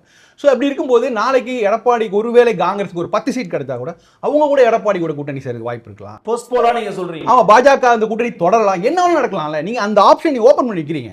அப்ப நீங்க திரும்ப நீங்க நான் இந்த கூட்டணி எனக்கு இவரை பிடிக்கும் அவர் பிடிக்கும். இப்ப நீங்க விடுதலை சிறுத்தைகளோட ஒரு அரசியல் கணக்கு என்னன்னா, நாங்க பாமக இருக்கிற கூட்டணிக்கு போக மாட்டோம், பாமக பாஜக இருக்கு, நாங்க இருக்கோம். இன்னைக்கு ஒரு இடத்துல சமரச புள்ளி வரல திருமாவளவன், பாமக சீனியர் ராமதாஸ் திமுக கூட்டணியில் வந்தா கூட பரவாயில்ல, நாங்க பாஜக நீங்க ஒரு சமரச அந்த புள்ளிக்கு வந்துதான் ஆகணும். எல்லாரும் ஏதாவது ஆட்சி அதிகாரத்தில் பங்குங்கிறதே இறங்கிக்கிட்டாரு. 2 எதிரிகளை நீங்க அப்படி வச்சு பண்ண முடியாது. விஜய் அப்படி என்ன பண்றாரு, திமுக எதிர்ப்பு பாஜக எதிர்ப்பு ஆரம்பிச்சாரு. இப்ப திமுக எதிர்ப்பு தானே பிரதானப்படுத்தாரு, பாஜக எதிர்ப்பு கம்மி பண்ணிக்கிட்டாரு. ஸோ அது போல நீங்க ஒரு எதிரி, அப்ப எடப்பாடியோட ஸ்ட்ராட்டஜியா காட்டாங்க திமுக எதிர்ப்பு, அவ்வளவுதான். மற்றவர்களும் ஏதாவது கால சூழலுக்கு ஏற்ற மாதிரி ஏதாவது அரசியல் சூழல் மாறினா நான் எல்லாரும் கூடயும் இணைந்து பணியாற்றக்கூடிய இடத்துல இருக்கேன் அப்படின்னு. ஸோ இது அவருக்கு ஒரு மொமெண்டத்தை கொடுக்கறதா நான் பார்க்குறேன் இன்றைய சூழலில். இதை தாண்டி நீங்க மக்கள் போடுற கணக்கு ரொம்ப முக்கியம். அதான் நான் சொல்றேன், 2006 ஒரு நல்ல எக்ஸாம்பிள் சொல்றேன். மக்கள் என்ன மாதிரி நினைக்கிறாங்க அப்படின்ட்டு. அந்த இடத்துல நிஜமான ஹீரோ 2006 தேர்தல் ஹீரோ இலவச கலர் டிவி தான். அதுதான் ஒரு பெரிய ஃபேக்டர். நீங்க அதுல ஜாதி கணக்குகள் கிடையாது, கட்சிகள் கிடையாது, எதுவும் கிடையாது. எங்களுக்கு கலைஞர் ஆட்சிக்கு வந்தா கலர் டிவி கிடைக்கும் அப்படிங்கிற அந்த ஒரு மொமெண்ட், இந்த மாதிரி ஒரு மொமெண்டத்தை யாராவது கிரியேட் பண்ணாங்க. தேர்தல் அறிக்கை தான் கதாநாயகனா இருக்க போகுது. 2000 ரூபாய் நிச்சயமா. ஒண்ணு இல்ல, சார் சொல்லும் போது சொன்னாரு, யாரு ஒவ்வொரு கதவுகளை தட்டி திறக்கிறாங்களோ அவங்கதான் முதலமைச்சர் ஆகணும்னா, அப்படி அந்த கணக்கு யோசிச்சு பார்த்தா அமித்ஷா முதலமைச்சர் ஆயிடுவார் தமிழ்நாட்டுக்கு. ஏன்னா இடி, சிபிஐ, இன்கம் டாக்ஸ் எந்த கதவு தன்னாலும் திறந்தா ஆகணும், வேற வழி இல்ல. எஸ் சார், குபேந்திரன் சார், எனக்கு இது 2 கொஸ்டின் இருக்கு. இந்த விவாதத்துல என்ன புரிஞ்சுக்க முடியுதுன்னா, மேபி ஒரு ஹங் அசம்பிளி கூட வரலாம் அப்படிங்கிற ஒரு தோற்றத்துக்கு கொண்டு வந்து நிறுத்துறாங்க. இன்னொரு கேள்வி எனக்கு என்ன இருக்குன்னா, நலத்திட்டங்கள் ஒரு பக்கம் தொடர்ச்சியாக அறிவிக்கப்படுகிறது அரசாங்கத்தால், இன்னொரு பக்கம் நீங்கள் முன்கூட்டியே குறிப்பிட்டீங்க ரொம்ப முக்கியமான விஷயம், தொடர்ச்சியான அரசுடைய போராட்டம், அது அவங்களுடைய கோர் ஓட் பேங்குன்றீங்க. இதை கணக்கில் எடுத்துக்கிட்டு தான் அரசாங்கம் நலத்திட்டங்களையும் பண்ணுது. அப்போது ஆன்டி இன்கம்ஸ் டைல்யூட் ஆகுதா ஆகலையா? அண்ட் அந்த ஹங் அசம்பிளி இஷ்யூக்கும் உங்களுடைய ஆன்சர். இல்லை, ஹங் அசம்பிளி நம்ம இப்போ தீர்மானிக்கவே முடியாது. இப்போ இல்லை நண்பர்கள்லாம் பேசுனதில் நீங்கள் பார்த்தீங்கன்னா விஜய் ஒரு பெரிய ஃபேக்டர். விஜய் ஜனநாயகனுடைய ஆடியோ லான்ச்சை மலேசியா நடத்தினார், 1 லட்சம் பேர் வந்தாங்க. நான் என்ன கேட்குறேன், தமிழ்நாட்டில் அரசியல் கட்சி தொடங்கிய ஒரு நபர் அவருடைய கடைசி படம்னு அறிவிக்கப்பட்ட பிறகு அந்த ஆடியோ லான்ச்சை ஏன் மலேசியாவில் நடத்தணும்? அனுமதிக்க மாட்டேங்கிறாங்க சார். உள்ளுக்குள்ள இடம் இல்லை சார். சரி, ஒன்று. அடுத்து வேறு ஃபேக்டர் தான் சொல்லுங்கள். பொலிட்டிக்கல் கலர் வந்துடும் நினைக்கிறாரு. அதெல்லாம் ஒரு மண்ணும் கிடையாது. 4000 ரூபாயிலேருந்து 4 லட்சம் ரூபாய்க்கு டிக்கெட் எவன் வாங்குவான்? தமிழ்நாடு ரசிகன் வாங்குவானா? கஷ்டம் சார். 4000 ரூபாய்ங்க டிக்கெட்டு, ஸ்டார்டிங் டிக்கெட்டு. 4 லட்ச ரூபாய் டிக்கெட்டு, விஐபி டிக்கெட்டு. தமிழ்நாட்டுக்கு ரசிகன் வாங்கினா மலேசிய ரசிகன் வாங்குவானா? கண்டிப்பாக மலேசியா தமிழ்நாட்டில் தான் வாங்குவாங்க. அப்புறம் நீங்கள் பணத்துக்காக ஒரு ஆடியோ லான்ச் 1 லட்சம் பேர் கூப்பிட்டு திரட்டினது வந்து ஒரு பெரிய பெருமையா? உங்களோட கடைசி படம், என்னுடைய ரசிகர்கள் அனைவரும் வரலாம், நான் ஒரு பிரம்மாண்டமான ஆடியோ லான்ச் பண்ணுறேன், அதுக்கு நான் ரொம்ப இப்போ மலேசியாவில் எவ்வளோ கட்டுப்பாடு நடத்த முடிஞ்சுதா இல்லையா? அவ்வளோ பின்ட்ராப்பா எல்லாரும் கரெக்டாக எந்த பிரச்சனையும் இல்லாமல் போச்சு. அவ்வளோ செக்யூரிட்டி கொடுக்க முடிஞ்சா இல்லையா? நீங்கள் பணத்தை செலவு பண்ணி ஒரு 50 கோடி ரூபாய் செலவு பண்ணி ஒரு பெரிய இடம் எடுங்க, 100 ஏக்கர் இடம் எடுங்க, ஒரு மாதத்துக்கு முன்னாடி ரெடி பண்ணுங்கள், போட்டு கொடுங்க, டிக்கெட் ஃப்ரீ டிக்கெட் கொடுங்க, வரவங்க வரட்டுன்னு. ஏன் பண்ணல? எல்லாமே பணம். விஜய் அப்படியே தமிழ்நாட்டுக்கு ஏதோ வந்த மாமணி அதெல்லாம் ஒன்றும் கிடையாது, ஒரு மண்ணும் கிடையாது. புரியுதுங்களா? அரசியலுக்கு வந்து தான் நன்மை செய்யணும்னா அப்படி பார்த்தீங்கன்னா எல்லாருமே அரசியலுக்கு எல்லாரும் வந்திருக்கணும். புரியுதுங்களா? கிடையாது. இப்படி தான் ரஜினியை கொண்டு வந்து நிறுத்தினாங்க. ஐயோ, டிவியில் நீங்கள் அந்த பேட்டியில் எடுத்து பாருங்களேன், எல்லாம் முடிவு பண்ணிட்டாங்க. கீரைக்காரமாக முடிவு பண்ணிட்டாங்க, ஆட்டோக்காரர் முடிவு பண்ணிட்டார், அயன்கார் முடிவு பண்ணிட்டார், பேசின பத்திரிக்கையாளர்கள் எல்லாரும் முடிவு பண்ணிட்டாங்கண்ணா. ரஜினியை ஓடினார். ரஜினிக்கு ஒரு சர்வே வந்தது, 10, 12, 13 இது தாண்ட முடியாதுன்னு ரஜினி தெரிஞ்ச பிறகு சொன்ன வார்த்தை, இதுதான் அல்டிமேட்னா நான் ஒரு மாற்றத்தை கொண்டு வர முடியாது, வெற்றிடம் இல்லைன்னு எனக்கு புரிஞ்சிருச்சு, நான் எஸ்கேப் ஆயிட்டார். புரியுதுங்களா? புரட்சியும் கிடையாது, ஒரு மண்ணு கிடையாது, அதெல்லாம் ஸ்டேட்மெண்ட்டு. நாம வர வைக்கணும், அவர் வர வைக்க மாட்டாரு கடைசி வரைக்கும். ஒன்று. ரெண்டாவது, நண்பர் சொன்னார்ல திமுக காரனுடைய பிரசன்ஸ் எப்படின்னு. நீங்கள் 1000 பிரச்சனை இருக்கட்டும், திமுக களம் வந்த பிறகு சண்டெல்லாம் போடுவான். 2 பேரும் சீட்டு கேட்போம், 2 பேருமே தலைவர்கிட்ட சண்டை போடுவோம். அருள்மொழி கொடுத்தாக்க நான் வேலை செய்ய மாட்டேன்னு எல்லாம் தகராறு பண்ணியிருப்பாங்க. சீட்டு யாரோ ஒருத்தர் கொடுப்பாங்கள்ல, அப்புறம் ஒரு 5% எதிர்ப்பு இருக்கும் கடைசி நேரத்தில். அது மட்டும் இருக்குமே தவிர 95% களம் மாறிடும். திமுக வேலை செய்வான், என்ன சண்டைதான் வேலை செய்வான். ஏன்னா ஆட்சி வந்து விட்டால் நமக்கு வேற பொறுப்பு கிடைக்கும், ஏதோ ஒன்று நப்பாசையில் இறங்கி வேலை பார்ப்போம். இது திமுக ஸ்டைல். புரியுதுங்களா? அதனால் நம்ம எதுவுமே தீர்மானிக்கவே முடியாது. ஒன்று. ரெண்டாவது, நம்ம கட்சியெல்லாம் உடைந்து கிடக்கிறது, அது எல்லாமே விஜய்க்கு வந்த பிறகு அப்படிலாம் கிடையாது. பாட்டாளி மக்கள் கட்சியில் நடக்கிற சண்டை சொத்து சண்டை, பக்கா சொத்து சண்டை. அதாவது எல்லாருக்குமே ஒரு எல்லா பெரிய தலைவர்களுமே தன் வாழ்நாளிலே அவங்க ஒரு பெரிய அசிங்கத்தை சந்திப்பாங்க. எல்லாருக்கும் பொருந்தும். இதில் யாருக்கும் விதிகளுக்கு இல்லை. அது ராமதாஸுக்கு நடக்குது. நேற்று அழகாக சொன்னார்ல, அழுதார்ல, ஃபுல் செட்டப் அழுதார். என் மகனை சரியாக வளர்க்கலன்னு சொன்னார்ல, அதுக்கப்புறம் சொன்ன ஒரு விஷயம்தான் அது மிகப்பெரிய ஜோக். வாழ்க்கையில் மக்களுடைய பிரச்சனை பேசுறதுக்கு தான் பொது மேடை, தன்னோட குடும்ப பிரச்சனை பேசுவதுக்கு பொது மேடை. எந்த அரசியல் பேசியிருப்பானா, என் குடும்பத்தில் இப்படி சண்டை நடந்தது, கலைஞர் கூட திமுக அவ்வளோ பெரிய சண்டை நடந்தது, கண்கள் பணித்தது, இதை மினித்தது, எவ்வளோ பெரிய சண்டை. என்னைக்காவது பொதுக்குழு பொது மேடையில் ஏதோ பேசுவாங்களா? ஜெயலலிதா தோத்த பிறகு மிகப்பெரிய தோல்வி. எல்லா சீனியரும் நம்பினாங்க. 91, 96 எல்லா சீனியரும் அகாமடேட் பண்ணாங்க. தன்னை எதிர்த்து அவமானப்படுத்திய நாவலர் நெடுஞ்செழியன் அமைச்சர், தன்னை அரசியலிருந்து கருவறுக்க வேண்டும் என்று முடிவு செய்த ஆர் வீரப்பன் அமைச்சர், எல்லாரும் அமைச்சர், கொஞ்சம் பேர் தான் ஜூனியர்ஸ். ஆனால் தோத்த பிறகு அந்த அம்மா விட்டு ஓடினது எல்லாமே சீனியர் ஓடினாங்க, ஜூனியர் தவிர. அதுக்கப்புறம் தான் அந்த அம்மா ஸ்டைல் மாறிச்சு. 2001 எல்லாமே ஜூனியர்ஸ். சீனியர்லாம் நம்மளை எப்பயாவது போட்டு பார்க்கணும்னு நினைக்கிறான். ஸோ நம்மளை இவங்களாம் ஏற்றுக்கக்கூடாதுன்னு சொல்லி நினச்சது அது அப்போ தான். ஸோ இந்த மாதிரி அரசியல் எல்லாருக்கும் தெரியும், நம்ம பார்த்துட்ருக்குறோம். ஸோ இவங்க சொத்து சண்டையில் அசிங்கமாக சண்டை போட்டுட்ருக்காங்க. சொல்கிறாரு, என்னுடைய தாயார் கனவுல வந்தாங்க, உன் மகனை சரியாக வளர்க்கலையே அப்படின்னு சொல்லி சொன்னாங்க அப்படின்னு. நான் கேட்குறேன், நீங்கள் மகனை சரியாக வளர்க்கல, உங்கள் அம்மா உங்களை சரியாக வளர்த்தாங்களா? நீங்கள் செஞ்சு சத்தியத்தை மீறினீங்களா? அப்போ அந்த அம்மா கனவுல தலைமையில் அடிச்சிருக்கணும்ல, மகனே நீ என்ன சத்தியம் பண்ண, நானோ என் குடும்பமோ எம்எல்ஏ எம்பி ஆக மாட்டோம், அப்படி ஆனால் முச்சந்திலிக்கு வச்சு சவுக்கில் அடின்னு சொன்னாங்களே, அப்படி சத்தியம் பண்ணிய தம்பி மகனே, நீ இப்படி நிற்கலாமான்னு கேட்டிருப்பாங்களா இல்லையா? அந்த அம்மா மகன் அன்புமணிக்கு மட்டும் அந்த அம்மா கனவுல வந்தாங்களாம், இவர் சத்தியத்தை மீறும்போது விட்டாங்களாம். ஏன் சௌமியா அன்புமணி தர்மபுரி நிற்கும் போது அந்த அம்மா கனவுல வரலையா? என்ன மருமகளெல்லாம் கொண்டு வந்திய தம்பி, வெக்கமா இல்லையா உனக்கு? நான் பெத்த மகனா, நீ சத்தியத்துக்கு பேர் போன ராமதாஸ் நினச்சினேன், நீ எனக்கு மகனே இல்லை அப்படின்னு அந்த அம்மா சொல்லிச்சா? சொத்து சண்டை அறக்கட்டளையில் 1000 கோடி 2000 கோடி பல ஆயிரம் கோடி சொத்து. இந்த சொத்துக்கள் வந்து தன்னுடைய மகளுக்கு வர வேண்டும், 3 மகள்களுக்கு வர வேண்டும்னு அன்புமணி நினைக்கிறார். ஆனால் ராமதாஸ் அப்படி நினைக்கல. எல்லா தலைவரும் நினைக்கிறது தான் அந்த சொத்துக்கள் வந்து எல்லாருக்கும் போய் சேரணும். அது மகள் வழிக்கு போனால் அது வேறு குடும்பத்துக்கு போய் சேரும் என்று ராமதாஸ் நினைக்கிறார். இதுதான் ஒரு பெண் உரிமையுடைய பெரிய போராளி அவங்களாம், புரியுதுங்களா? அதனால தான் ஒரு பேரன் எடுக்கிறார், தன் மகள் வயிற்று பேரன். இப்போ நேற்று அந்த அம்மா காந்திமதி சொல்கிறாங்க பாருங்கள், ராமதாஸுக்கு பிறகு கூட நான் சும்மா விட மாட்டேன்னு அர்த்தம். இந்த குடும்ப சண்டை நிற்காது. ஸோ இந்த குடும்ப சண்டைக்கு வந்து நம்ம வந்து விஜய் காரணம் இல்லை, இந்த கட்சியில் அதெல்லாம் எதுவுமே கிடையாது. இப்போ அதிமுகவில் பிளவு, இப்போ டிடிவி ஓபிஎஸ் எல்லாம் என்னென்னா அவங்களுடைய பராக்கிரமத்தை காட்ட ஒரு தேர்தல் தான் கை கொடுக்கும். இப்போ இந்த முறை டிடிவிக்கு போன முறை அனுதாபம் கிடைச்ச மாதிரி இந்த முறை தேர்தல் கிடைக்காது. எழுதி ஒன்றா தரேன், போன முறை வாங்கின வாக்கு சதவீதம் டிடிவி தனியாக நிற்கட்டும் வாங்க முடியாது. ஓபிஎஸ் வாங்கினார்ல 3 லட்சம் ஓட்டு ராமநாதபுரத்தில், இந்த முறை நிற்கட்டும் வாங்க முடியாது. ஒரு முறை தான் ஜாதி அந்த பலம் ஒரு முறை தான் கிடைக்கும். உங்களுக்கு ஒரு முறை ட்ரை பண்ணிட்டோம், அடுத்த முறை கிடைக்காது. இந்த ஜாதிய பலத்தில் ரொம்ப நாளாக கோல் வச்சிருந்த ஒரே கட்சி பாட்டாளி மக்கள் கட்சி, அதுவும் காந்தி. 2021 விஜய் ஃபேக்டர் நமக்கு தெரியாமலே ஐயோன்னு பயப்படும், ஒன்றுமே கிடையாது. இப்படி தான் விஜயகாந்துக்கு சொன்னாங்க 15 to 18. நான் அப்போலாம் களத்தில் அப் டு நார்த்தன் ஜோன் ஃபுல்லாக ட்ராவல் பண்ணேன், 100 தொகுதி ட்ராவல் பண்ணேன். உண்மையிலே நாங்களே பார்த்தோம், அசந்து போனோம். மாம்பழ சின்னம் கூட வந்து திண்ணையில் வரையில. கேப்டன் விஜயகாந்தோட படம் அப்படி இருந்தது. எங்கே போனாலும் எல்லாரும், அதாவது ஹார்ட் கோர் ஒரு 100 வீடு 100மே வன்னியர் சமூகம்னா அங்கே 50% வந்து விஜயகாந்துக்கு இருந்ததுங்க. ஆடி போயிட்ட ராமதாஸ். அதனால தான் அவங்க சண்டைலாம் வலிமையான சண்டை உங்களுக்கு தெரியும். ஸோ அதனால் இந்த முறை நீங்கள் எந்த ஃபேக்டரும் நிற்காது.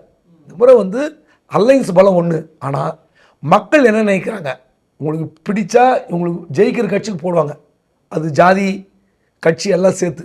இல்லைன்னா தோக்கிற கட்சிக்கு நம்ம எதுக்கு போடணும், உங்களுக்கு போடணும்னு முடிவு பண்ணால் உங்களுக்கு போடுவாங்க. நீங்கள் ஜெயிக்க மாட்டீங்கன்னா அடுத்த பக்கம் போயிடும். Correct sir. ஆனால் ஆன்டி இன்கம்பன்சி யார் அறுவடை பண்ண போகிறாங்கன்னு இருக்குல்ல, அதுதான் சொல்கிறேன்.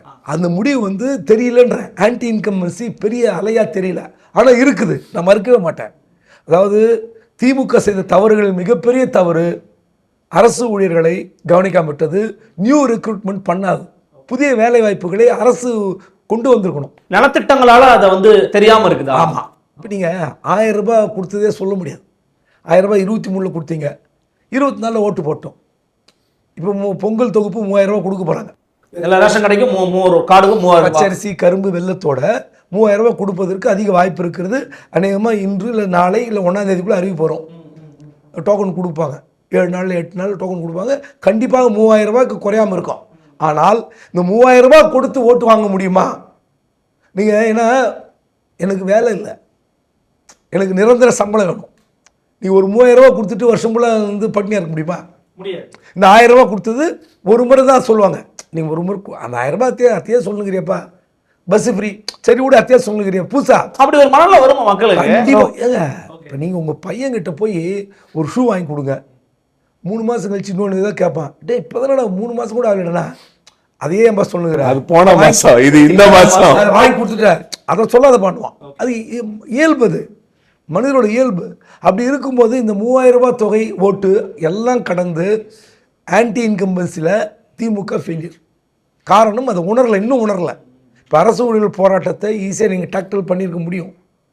ரெண்டாவது அவங்களை கூப்பிட்டு வச்சு பேசியிருக்க முடியும்.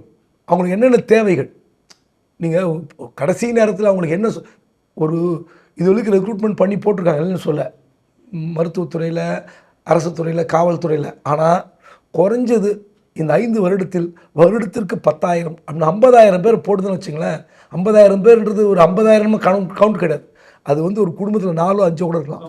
2.5 லட்சம் 3 லட்சம் 4 லட்சம் ஓட்டு. ரெண்டாவது அவங்க தான் பிரச்சாரகர்கள், அவங்க தான் போய் பூத்தில் உட்காருவாங்க. அவங்கெல்லாம் போய் நெகட்டிவாக சொன்னாங்கன்னா உங்களுக்கு அசிங்கம். ஸோ அதில் டிஎம்கேக்கு ஒரு ஃபெயிலியர் இருக்குது. ஆமாம். அதே மாதிரி இவங்கெல்லாம் சொன்னாங்களே, விஜய் வந்து களத்தில் நிற்கும்போது ஒரு பெரிய ஷேக் வரும். அதாவது ஏடிஎம்கே விரும்புவது விஜய் மார்ச் மாதத்துக்கு முந்தி. ஆனால் விஜயோட சேர்ந்து விடுவாரான்னு சொல்லி தான் பிஜேபி அழகாக தூக்கி வந்தது ஏடிஎம்கே. பிரசாந்த் கிஷோர், விஜய், ஏடிஎம்கே தரப்பில் பேசப்பட்ட செய்தி என்னென்னா வந்துடலான்னு. இந்த தகவல் உளவுத்துறை மூலமாக மத்திய உளவுத்துறை தெரிந்த உடனே என்றைக்கோ தூக்கிட்டாங்க ஏடிஎம்கேவை. ஒரு மிரட்டினாங்க, ஓடி போய் சரண்டரானாங்க. அது வேறு பின்னணி. ஆனால் விஜய் வந்தால் நன்றாக இருக்குன்னு அதிமுக நினைத்ததுக்கு மாறாக நேற்று திருத்தணியில் பேசிட்டார். புதிய கட்சிகள்லாம் எங்களை வந்து போட்டு பார்க்கக்கூடாது, நேற்று வந்த கட்சிகளை எங்களை விமர்சிக்கக்கூடாதுன்னு முதல் நாள் வந்து நயன்தாராக்கு கூட்டம் வரும்னு செல்வராஜ் சொன்னார். அது எடப்பாடியுடைய வார்த்தை தான். நேற்று எடப்பாடின்னு சொல்லிட்டார். ஸோ கண்டிப்பாக அதிமுக விஜய் மோதல் வலுக்கும் நல்ல வலுக்கும் போட்டு பார்ப்பாங்க. களத்தில் பிரசாந்த் கிஷோர் சொன்னார்ல, என் கட்சி வேட்பாளர்கள் வந்து வெள்ளை குத்து வாங்கிட்டாங்கன்னு. இந்த இந்த இந்த பஞ்சாயத்து, இந்த புலம்பல் ஒப்பாரிலாம் அழகாக வரும். நீங்கள் எங்கெல்லாம் வந்து விஜய் கட்சி இருக்கோ அங்கே அதிமுகவும் திமுகவும் அழகாக வேலை பார்ப்பாங்க. இந்த கேண்டிடேட் எப்படி வீழ்த்துறது, இங்கே எப்படி நம்ம ஜெயிக்கிறது. ஸோ பணம் படை இந்த ரெண்டு வெயிட்டு வந்து ரெண்டு கட்சிக்கு இருக்கும். இறங்கி அடித்தாங்கன்னு வச்சுங்களேன், விஜய் கட்சி வேட்பாளர் தாங்க மாட்டாங்க. ஒன்று பணத்துக்கு பயந்து சரண்டர் ஆகிடும். ஏன்னா நீங்கள் எந்த கட்சி வேட்பாளருடைய பணபலம் வந்து தாக்கு முடியும். நீங்கள் எல்லாமே விஜய் வேட்பாளர்லாம் 5 லட்சம் 10 லட்சம் 20 லட்சம் செலவு பண்ணுற கேரக்டராக இருப்பாங்க. அதில் ஒரு 10% வெயிட்டாக ஒரு 2 கோடி 3 கோடி. இன்றைக்கி என்ன வேல்யூ? ஆர்டினரிக்கு வந்து 20 கோடி, ஸ்டார்னால் 40 கோடி. ஸ்டார் வேல்யூன்னு அமைச்சர்கள், ஸ்டார் கேண்டிடேட்டுக்கு 40, மற்றவங்களுக்கு 20. என்ன ஆகும்? விஜய் வேட்பாளர் ஒய்ஃபுக்கு ஃபோன் பண்ணி, அம்மா நீ ராத்திரி வந்துடும் 50L, அப்புறம் 50L. அவர் காண 10 நாள் போய் படுத்துப்பார். எங்கே படுத்துருக்கான்னு கண்டுபிடிக்க முடியாது. ஸோ இந்த ஒரு சிக்கல் வந்து விஜய் ஃபேஸ் பண்ண போறாரு அப்படிங்கிறத சொல்றீங்க. அட் த சேம் டைம் டிஎம்கேக்கு ஒரு ஆன்டி இன்கம்பன்சியில் கொஞ்சம் அவங்க ஃபேஸ் பண்ண தவறி இருக்கிறாங்கன்னு சொல்றீங்க. அந்த அளவில் களத்தை வந்து அவர் அனலைஸ் பண்றாரு. ஷபீர், உங்களுடைய நிறைவு கருத்து இதில்? அவர் சொல்ற மாதிரியான அந்த கருத்தை எனக்கு ஒரு டவுட் இருக்கு. ஆன்டி இன்கம்பன்சி நலத்திட்டங்களால் டைலூட் பண்ணியிருக்கிறாரா முதலமைச்சர்? The same time end of the day anti DMK versus ADMK தான் போய் நிற்கும். அந்த டைம்ல டிவிக்கு தாக்கு பிடிக்க முடியாதுங்கிற ஒரு வாதம் இருக்கு. சரி, உங்களுக்கு ஆன்டி இன்கம்பன்சி ஒரு ஃபேக்டர் தான். நீங்க அதை வந்து குறைச்சி மதிப்பிட்டாங்கன்னா அது திமுகவுக்கு தான் பெரிய லாஸ். நீங்க தொடர்ச்சியா அந்த போராட்டப்பவர்களை நீங்க பார்த்துட்டு இருக்கீங்க. அந்த வேவ் எப்படி இருக்கு? ஆக்சுவலி அரசு ஊழியர்கள் அதிருப்தியில் இருக்காங்க, ஆசிரியர்கள் அதிருப்தியில் இருக்காங்க. காரணம் என்னன்னா, நீங்க கொடுத்த வாக்குறுதிகளை நிறைவேற்றல.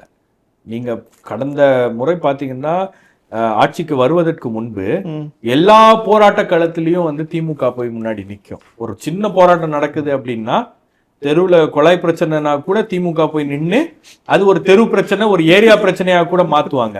எல்லா போராட்டத்திலையும் போய் நின்றுவாங்க. அப்ப அங்க போய் எல்லாத்தையும் பெருசு பண்ணி பண்ணி பண்ணி 320 நாங்க வந்தோடனே இந்த வாக்குறுதி, இந்த கொலையை சரி பண்ணிடுவோம்னுவாங்க. பண்ணலையே அப்படின்னு கேட்டாங்கன்னா இப்ப யாருமே கண்டுக்க மாட்டேன்றாங்க, யாருமே பேச மாட்டேன்றாங்க. நீங்க அந்த 8 வழி சாலை போராட்டம் இருக்கு இல்லையா, 8 வழி சாலை போராட்டத்தை வச்சு பெரிய அளவுக்கு ஆதாயம் அடைந்தது திமுக. அந்த மேடையில் அருள் ஆறுமுகம் இருந்தாரு, விவசாயிகளை திரட்டினது. நீங்க அருள் ஆறுமுகம் விட்டுருங்க, நீங்க அந்த போராட்டத்தை வைத்து கிட்டத்தட்ட ஒரு 11 மாவட்ட விவசாயிகளை உங்களால வந்து திரட்ட பண்ண முடியும். இல்ல, ஏன் அருள் ஆறுமுகம் சொல்றேன்னா அதே அருள் கைது பண்ணாங்க. அதே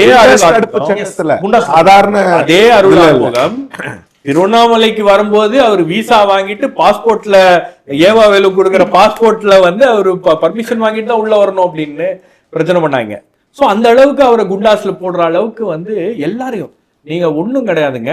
கடந்த முறை யார் யாரெல்லாம் திமுகவை வந்து ஆதரிச்சாங்களோ அவர்கள் எல்லாம், உதாரணத்துக்கு பல அமைப்புகள், பூவுலகின் நண்பர்கள், இன்னைக்கு பூவுலகின் நண்பர்கள் வந்து திமுக சமூக வலைதளங்கள்ல போய் பாத்தீங்கன்னா பூவுலகின் நண்பர்கள் ஒரு தீய சக்தி, அது வந்து ஒரு அஜெண்டாவோட செயல்படக்கூடிய ஒரு அமைப்பு. ஏன்னா அவங்க வந்து பரந்துரை எதிர்க்கிறது கொடுங்க. அவங்க ஆட்சிக்கு வந்த உடனே பேனா சிலையை நாங்க கொண்டு போய் நடுக்கடல்ல வைப்போம் அப்படின்னு உடனே அதை எதிர்த்து பேசின உடனே அவங்க எல்லாம் வந்து கடுமையா எதிர்க்கப்பட்டார்கள். நீங்க இன்னைக்கு திமுக வந்து பாசிசத்தை எதிர்க்கிறது, ஒரு பாசிச சக்திகளை நாங்க எதிர்க்கிறோம் அப்படின்னு சொல்லிக்கிட்டே வந்து அவங்களும் ஒரு பாசிச சக்தியா மாறிட்டு வராங்களா அப்படின்ற சந்தேகம் என்பது எழுகிறது. நீங்க பிஜேபி இன்னைக்கு என்னென்ன டாக்டிக்ஸ் எல்லாம் ஃபாலோ பண்ணி பிஜேபியை எதிர்க்கின்றவர்களை கையாளுகிறார்களோ அதே டாக்டிக்ஸ் திமுகவும் கையாளுகிறதா அப்படின்ற அந்த கேள்விகள் வந்து நமக்கு எழுகிறது. சமூக வலைதளங்கள்ல வந்து எல்லாரையும் அவதூறு பேசுறது, இது எல்லாமே வந்து பல பேர் முகம் சுளிக்க வைத்திருக்கிறது, பல பேர் யோசிக்க வச்சிருக்கு.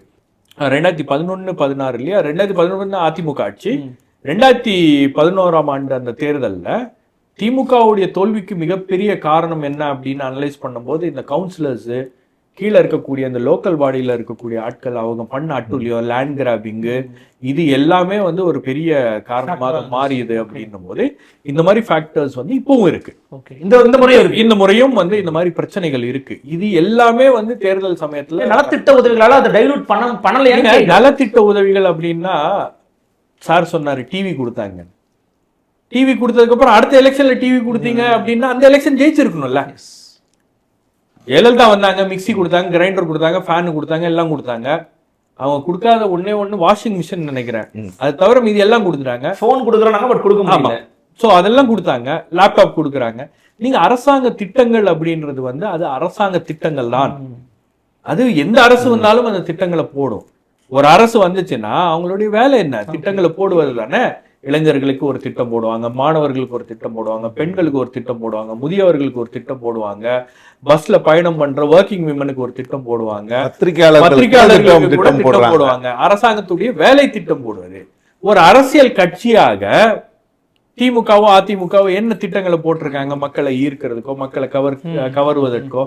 நீங்க இன்னைக்கு எல்லாரும் பேசுறோம் இளைஞர்களுடைய ஆதரவு யாருக்கு அப்படின்னு. இளைஞர்கள் வந்து பெரிய அளவுக்கு இளைஞர்கள் வந்து விஜய் வர்றதுக்கு முன்னாடி நாத்தாக்கா பக்கம் போயிட்டு இருந்தாங்க. காரணம் என்னன்னா சீமான் வந்து கடுமையா பேசுறாரு, திராவிட இயக்கங்களை எதிர்க்கிறாரு.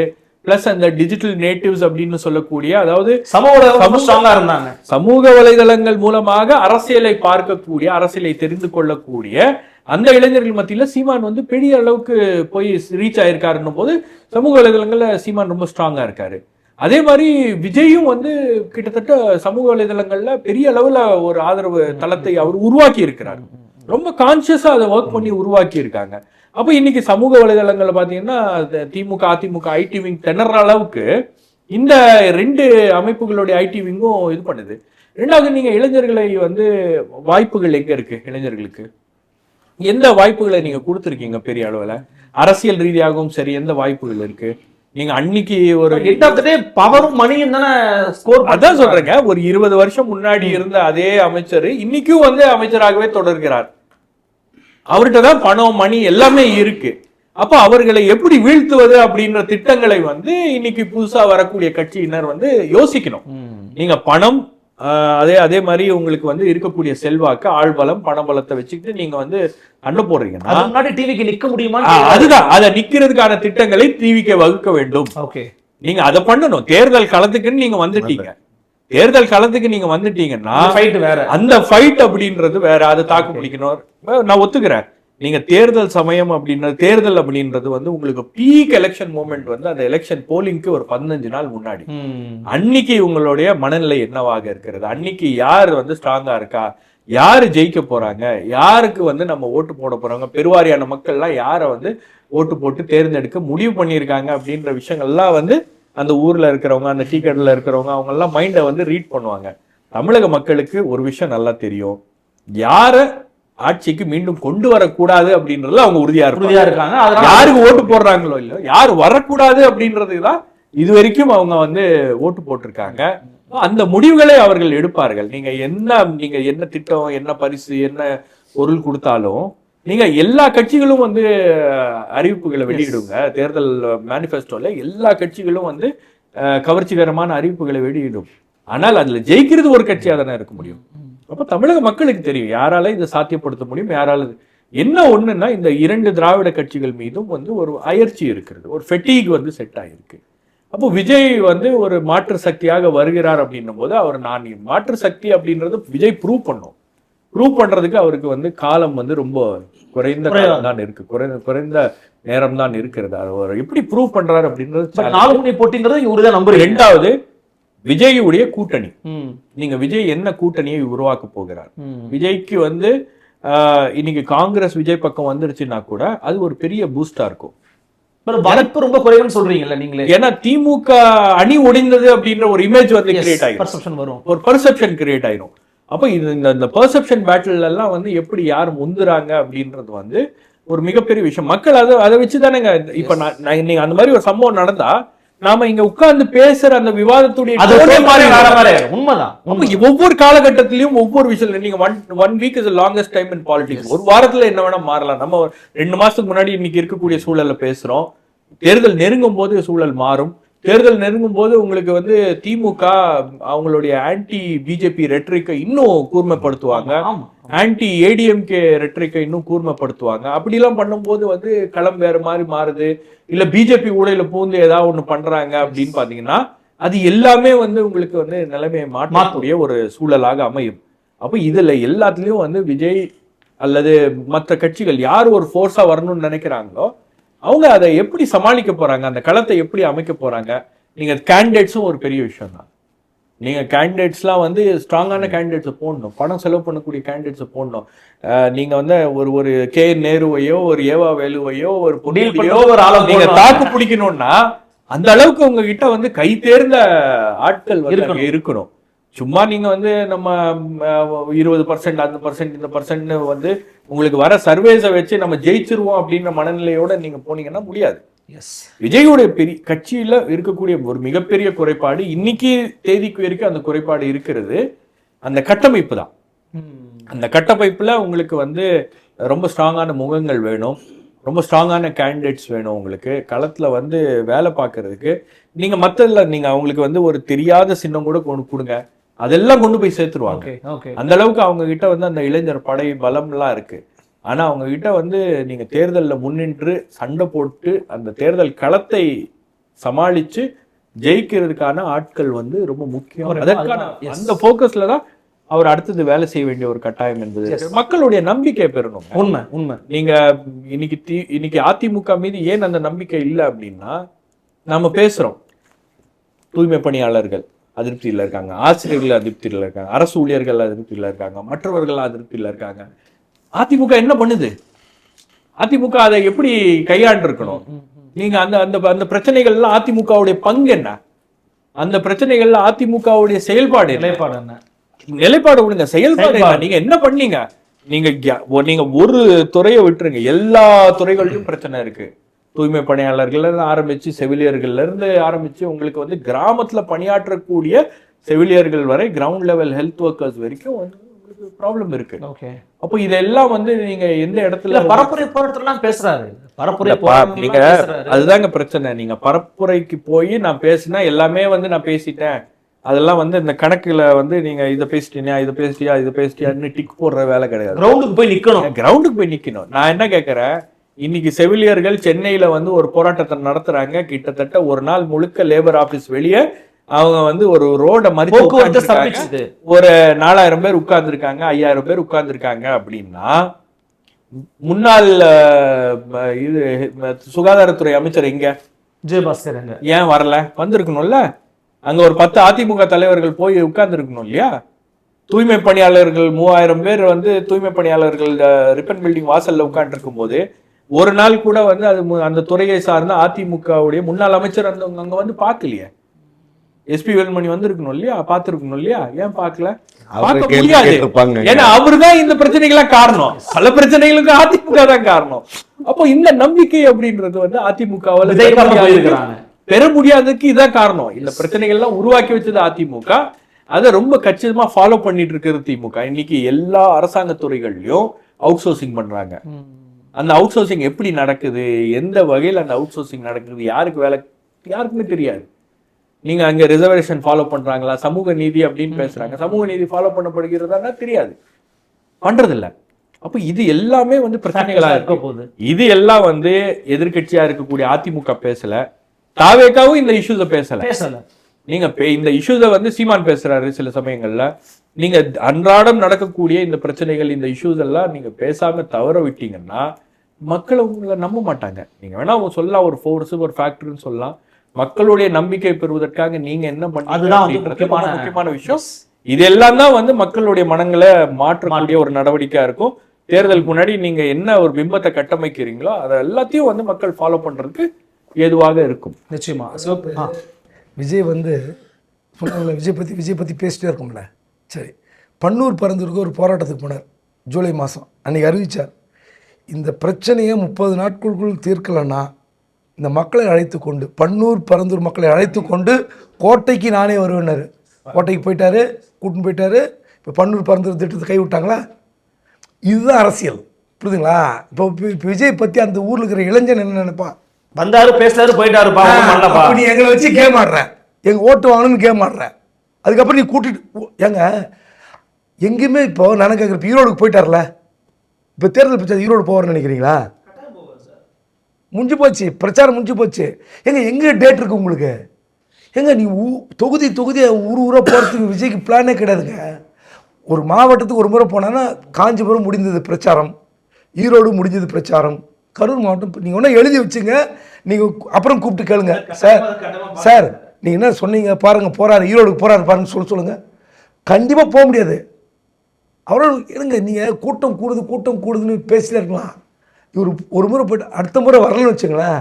நீங்கள் ஒரு காலத்தில் நான் என்னோடய வேலூர் மாவட்டத்தில் எம்பி எம்எல்ஏக்கெல்லாம் கடைசி 3 நாள் எல்லா தொகுதியும் சைக்கிள் பிரச்சாரம் வருவாங்க. அவர் முன்னாடி வண்டியில் உட்காரப்போ பின்னாடி சைக்கிள் ஊர்வலம் போவோம், தெருவாக போனோம். நீங்கள் வரன்றது வேறு, அப்படியே போயிட்டே இருக்கோம். இன்றைக்கெல்லாம் எம்பிக்கெல்லாம் இன்றைக்கி எப்படி இருக்காங்க பார்த்தீங்களா? 37 நாளும் பிரச்சாரத்தில் 37 நாள் தெருவாக தெரியணும்.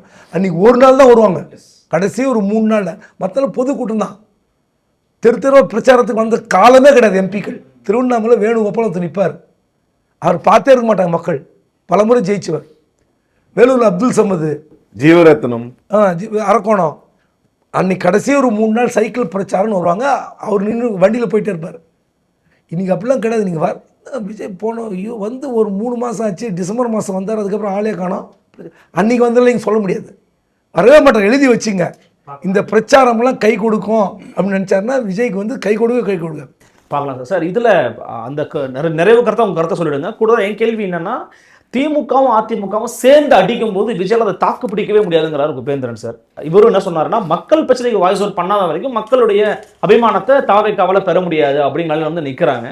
எப்படி இருக்க போகுது? உண்மை. அந்த விஷயத்தை நீங்கள் வளர்த்துக்கணும், அந்த அரசியல் திக் ஸ்கின்னை நீங்கள் வளர்த்துக்கணும்.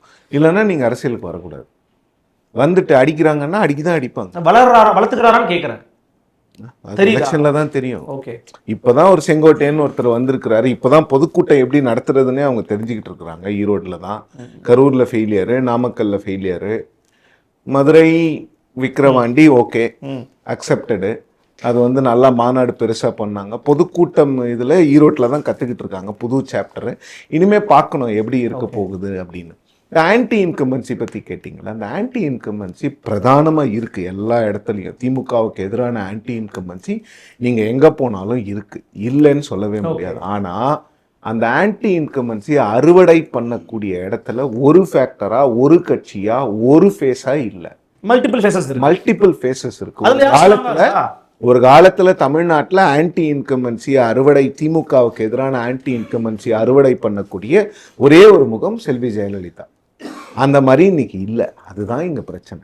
அப்ப என்னன்னா, இப்ப அரசு ஊழியர்கள் போராட்டத்தை பத்தி பேசுறோம், செவிலியர்கள் போராட்டத்தை பத்தி பேசுறோம், தூய்மை பணியாளர்கள் போராட்டத்தை பத்தி பேசுறோம். இங்கெல்லாம் இவங்களுக்கு எல்லாம், குறிப்பா அரசு ஊழியர்கள் எடுத்துக்கோங்களேன், அதிமுக சப்போர்ட் பண்ணல, திமுக அவங்களுக்கு வந்து கொடுத்த வாக்குறுதி நிறைவேற்றல. ஆப்ஷன் யாரு? அங்கதான் திமுகவுக்கு திருப்பி அவங்க ஓட்டு போடுவாங்களோங்கிற ஒரு எண்ணம் வந்து பெரும்பான்மையானவர்களுக்கு வருது. ஆப்ஷன் இல்லை. விஜய் அன்டெஸ்டட். விஜய் என்ன பண்ணுவாரு? அவருக்கு அட்மினிஸ்ட்ரேஷனே என்னன்னு தெரியாது. அப்போ ஏடிஎம்கே அவங்க பொதுவாகவே அரசு ஊழியர்களை கொஞ்சம் ஒரு மாதிரி பார்க்குறவங்க தான். ஏன்னா அன்னைக்கு இருந்த முதலமைச்சரே வந்து எல்லா பணத்தையும் எடுத்து ஆசிரியர்களுக்கே கொடுத்துட்டா எப்படின்னு கேட்டவர் தான். ஸோ அப்போது ஒரு வேளை இவங்க ஏதாவது சொன்னால் இவங்களை இன்னொரு முறை இவங்களை கூட்டிகிட்டு போகலாமா, இன்னொரு முறை இவங்களை போய் ஆட்சி கட்டலில் உட்கார வைக்கலாமான்னு என்ன அவங்களுக்கு வரும். அரசு ஊழியர்களை மட்டும் சொல்கிறேன், செவிலியர்கள், தூய்மை பணியாளர்கள், இது போன்ற விஷயங்களை ஷபீர் சொன்ன மாதிரி ஆரம்பித்து வச்சது, இதுக்கு பிள்ளையார் சொல்லி போட்டது அதிமுக. அதனால தான் அவங்களால களத்தில் நிறைய இடங்கள்ல களத்தில் வர முடியல. திமுகவுக்கு என்ன பிரச்சனைனா, அன்னைக்கு டால் ப்ராமிசஸ், அவர் சொன்ன மாதிரி எங்கெங்க பிரச்சனை இருக்கோ, எங்க டோல்கேட்டுகள்லாம் போய் திமுக பிரச்சாரம் பண்ணுச்சு. இன்னைக்கு அந்த டோல்கேட்ல வாங்கிட்டு தான் இருக்கிறாங்க. திமுக இன்னைக்கு போக மாட்டேங்க. ஆனா ஏடிஎம்கே போக முடியல, ஏடிஎம்கே போக மாட்டேங்கிறாங்க. அதுதான் பிரச்சனை. ஆனா இந்த பிரச்சனைகள்லாம் எடுத்து நாங்க புதுசா வரோம், நாங்க உங்களுக்கு ஆதரவா நிப்போம்னு சொல்றதுக்கு தாவேக்காவும் தயாரா இல்ல. இல்ல கலம்னா நீங்க களமே வந்து நீங்க 2-3 விதமா பிரிக்கணும். இங்க அரசியல்ல சொன்ன மாதிரி போராட்ட களங்களை சொல்றேன், போராட்ட களத்துல யாருமே இல்லை. அதுதான் உண்மை. யாரு போனாங்க? யார் போறாங்க போராட்ட களத்துக்கு? எந்த கட்சியுமே பெரும்பான்மையான விஷயங்கள்ல போறது இல்லையே. தூய்மை பணியாளர்கள் சென்னையில போராட்டம் நடத்துறாங்க, பனையூர்ல கூப்பிட்டு பாக்குறாரு விஜய். ஏன் அங்க வந்து பார்க்க முடியாது அவரால? இங்க போராட்டவங்களே சொல்லிட்டாங்க, நாங்க தாங்க இல்ல இல்ல வர போராடுறவங்க இது பாரதி இல்ல இல்ல நாங்க தாங்க வேண்டாம்னு சொன்னோம். அப்படி எல்லாம் கிடையாது. போராடுறவங்க கூப்பிட்டா இன்னும் ஜமீன் மனநிலையில இருக்கீங்களா? இல்ல இல்ல இல்ல சார், வந்தா கூட்டம் வந்துருன்றாங்க. இல்ல இல்ல இல்ல ஜமீன் மனநிலையான்னு கேக்குறேன். இல்ல போராடுறவங்க நான் அப்படிதான் சொல்லுவேன். எனக்கு ஒரு விஷயம் ஆகணும்னா நான் சந்திரமண்டலத்துக்கு போவேன், பனையூருக்கு இல்ல. சந்திரமண்டலத்துக்கு டைரக்டா ஏதாவது ஃபிளைட் இருந்ததோ ராக்கெட் இருந்தா நான் போவேன். ஓகே, எனக்கு ஒரு பிரச்சனை தீரணும்னா நான் போவேன். அவங்கள குறை சொல்லிட்டு அவங்கள சாக்கு காட்டிட்டு நீங்க வந்து அந்த விஷயத்தை இது பண்ண முடியாது. இப்போ பரந்தூரை பத்தி சார் பேசினாரு. பரந்தூர் இஷ்யூ வந்து மீடியால இல்லாம போனதுக்கு காரணம் என்னன்னா, அங்க கவர்மெண்ட் வந்து ரெவென்யூ அபிஷியல்ஸ் வச்சு மக்களை கன்வின்ஸ் பண்ணி கிட்டத்தட்ட 1700 ஏக்கரை எடுத்துட்டாங்க. கன்வின்ஸ் பண்ணி மக்களை கன்வின்ஸ் பண்ணி லேண்ட் அக்விசிஷனை ஆரம்பிச்சுட்டாங்க.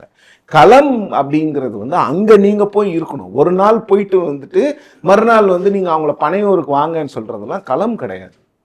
இன்னொன்னு, அந்த ஏர்போர்ட் ப்ராஜெக்டை பொறுத்த வரைக்கும் அது அரசியல் கட்சியா எதிர்த்தது வந்து நாம் தமிழர் கட்சி மட்டும்தான். அதிமுக கூட அதை எதிர்க்கல. அரசியல் கட்சியாக எதிர்த்தது நாம் தமிழர். அதிமுக தானே? ஆமா ஆமா ஆமா. 4 இது சொன்னது. இன்னொன்னு, நீங்க களத்துல இருந்தீங்கன்னா 8 வழிச்சாலையில ஏன் அதிமுகவால மூவ் பண்ண முடியல? அங்க போய் திமுக களத்துல இருந்தாங்க. திமுக பட் விவசாயிகள் வந்து முழுக்க அந்த களத்துல 6 மாசம் 8 மாசம் 10 மாசம் ஹைகோர்ட் வரைக்கும் போனாங்க. ஹைகோர்ட் வரைக்கும் போய் அந்த NHAI உடைய நோட்டிபிகேஷனை குவாஷ் பண்ணிட்டு வந்தாங்க. விவசாயிகள் பண்ணாங்க. ஸோ நீங்க வந்து களத்துல போய் மக்களோட மக்களா நிக்கணும். இல்லைன்னா என்ன ஆகும்னா இப்ப நடந்துட்டு இருக்கிற மாதிரி தான். ஆமாங்க, ஆன்டி இன்கம்பன்சி எல்லாம் இருக்கு, திமுக மேல இவ்வளவு பிரச்சனை இருக்கு, பட் யார் வர்றது? அதனால திருப்பி திமுக ஓட்டு போடுவாங்க மனநில இருக்கா? திமுக ஓகே, ஆளுங்கட்சின்னு வச்சுக்கோங்களேன். அப்புறம் நான் எதுக்கு அந்த வம்பு விலைக்கு வாங்குறது? ஆளுங்கட்சி ஒரு கட்சி இருக்குது, அந்த கட்சிக்கு எதிராக பெரிய ஆன்டி இன்கம்பன்சி இருக்குது.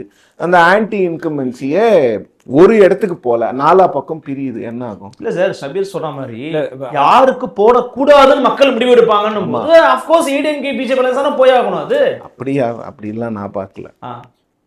இல்ல ஒரு விஷயம், இப்போ தாவேகா சில இஷ்யூஸை டச் பண்ணியிருக்கு. பரந்தூர் விஜய் போயிட்டு வந்ததுக்கு பிறகு எத்தனை தாவேகா நிர்வாகிகள் அந்த ஊருக்கு போயிருக்காங்க? ஏகனாபுரத்துக்கு எத்தனை லோக்கல் மாவட்ட செயலாளர் எத்தனை முறை போயிருக்காரு? புஷி ஆனந்த் எத்தனை முறை போயிருக்காரு? இல்ல மற்றவர்கள் எத்தனை முறை போகாதனாலதான் சைலண்டா கவர்மெண்ட் வந்து தான் வேலையை பண்ணிருக்காங்க. சேலம்ல பண்ண முடியல, ஏன்னா அங்க அரசியல் கட்சிகளும் விவசாயிகளும் தினம் உட்கார்ந்துட்டு இருந்தாங்க. அதான் நானும் கேட்கிறேன். இப்போ சமீபத்துல ஏர்போர்ட் மூர்த்தி ஜெயில போட்டாங்க. நாம் தமிழர் கட்சியுடைய சீமான் ஏன் போய் அவரை ஜெயில பார்க்கணும்? PR பாண்டியனை இப்போ ஒரு கேஸ்ல ONGC கன்விக்ட் பண்ணி இப்போ அவர் வந்திருக்காரு வெளியே. கன்விக்ட் பண்ண உடனே ஒரு 4 தாவேகா நிர்வாகிகள் போய் அவரை ஜெயில போய் சந்திச்சிருக்கணுமா இல்லையா? போய் பார்த்திருக்கணுமா இல்லையா?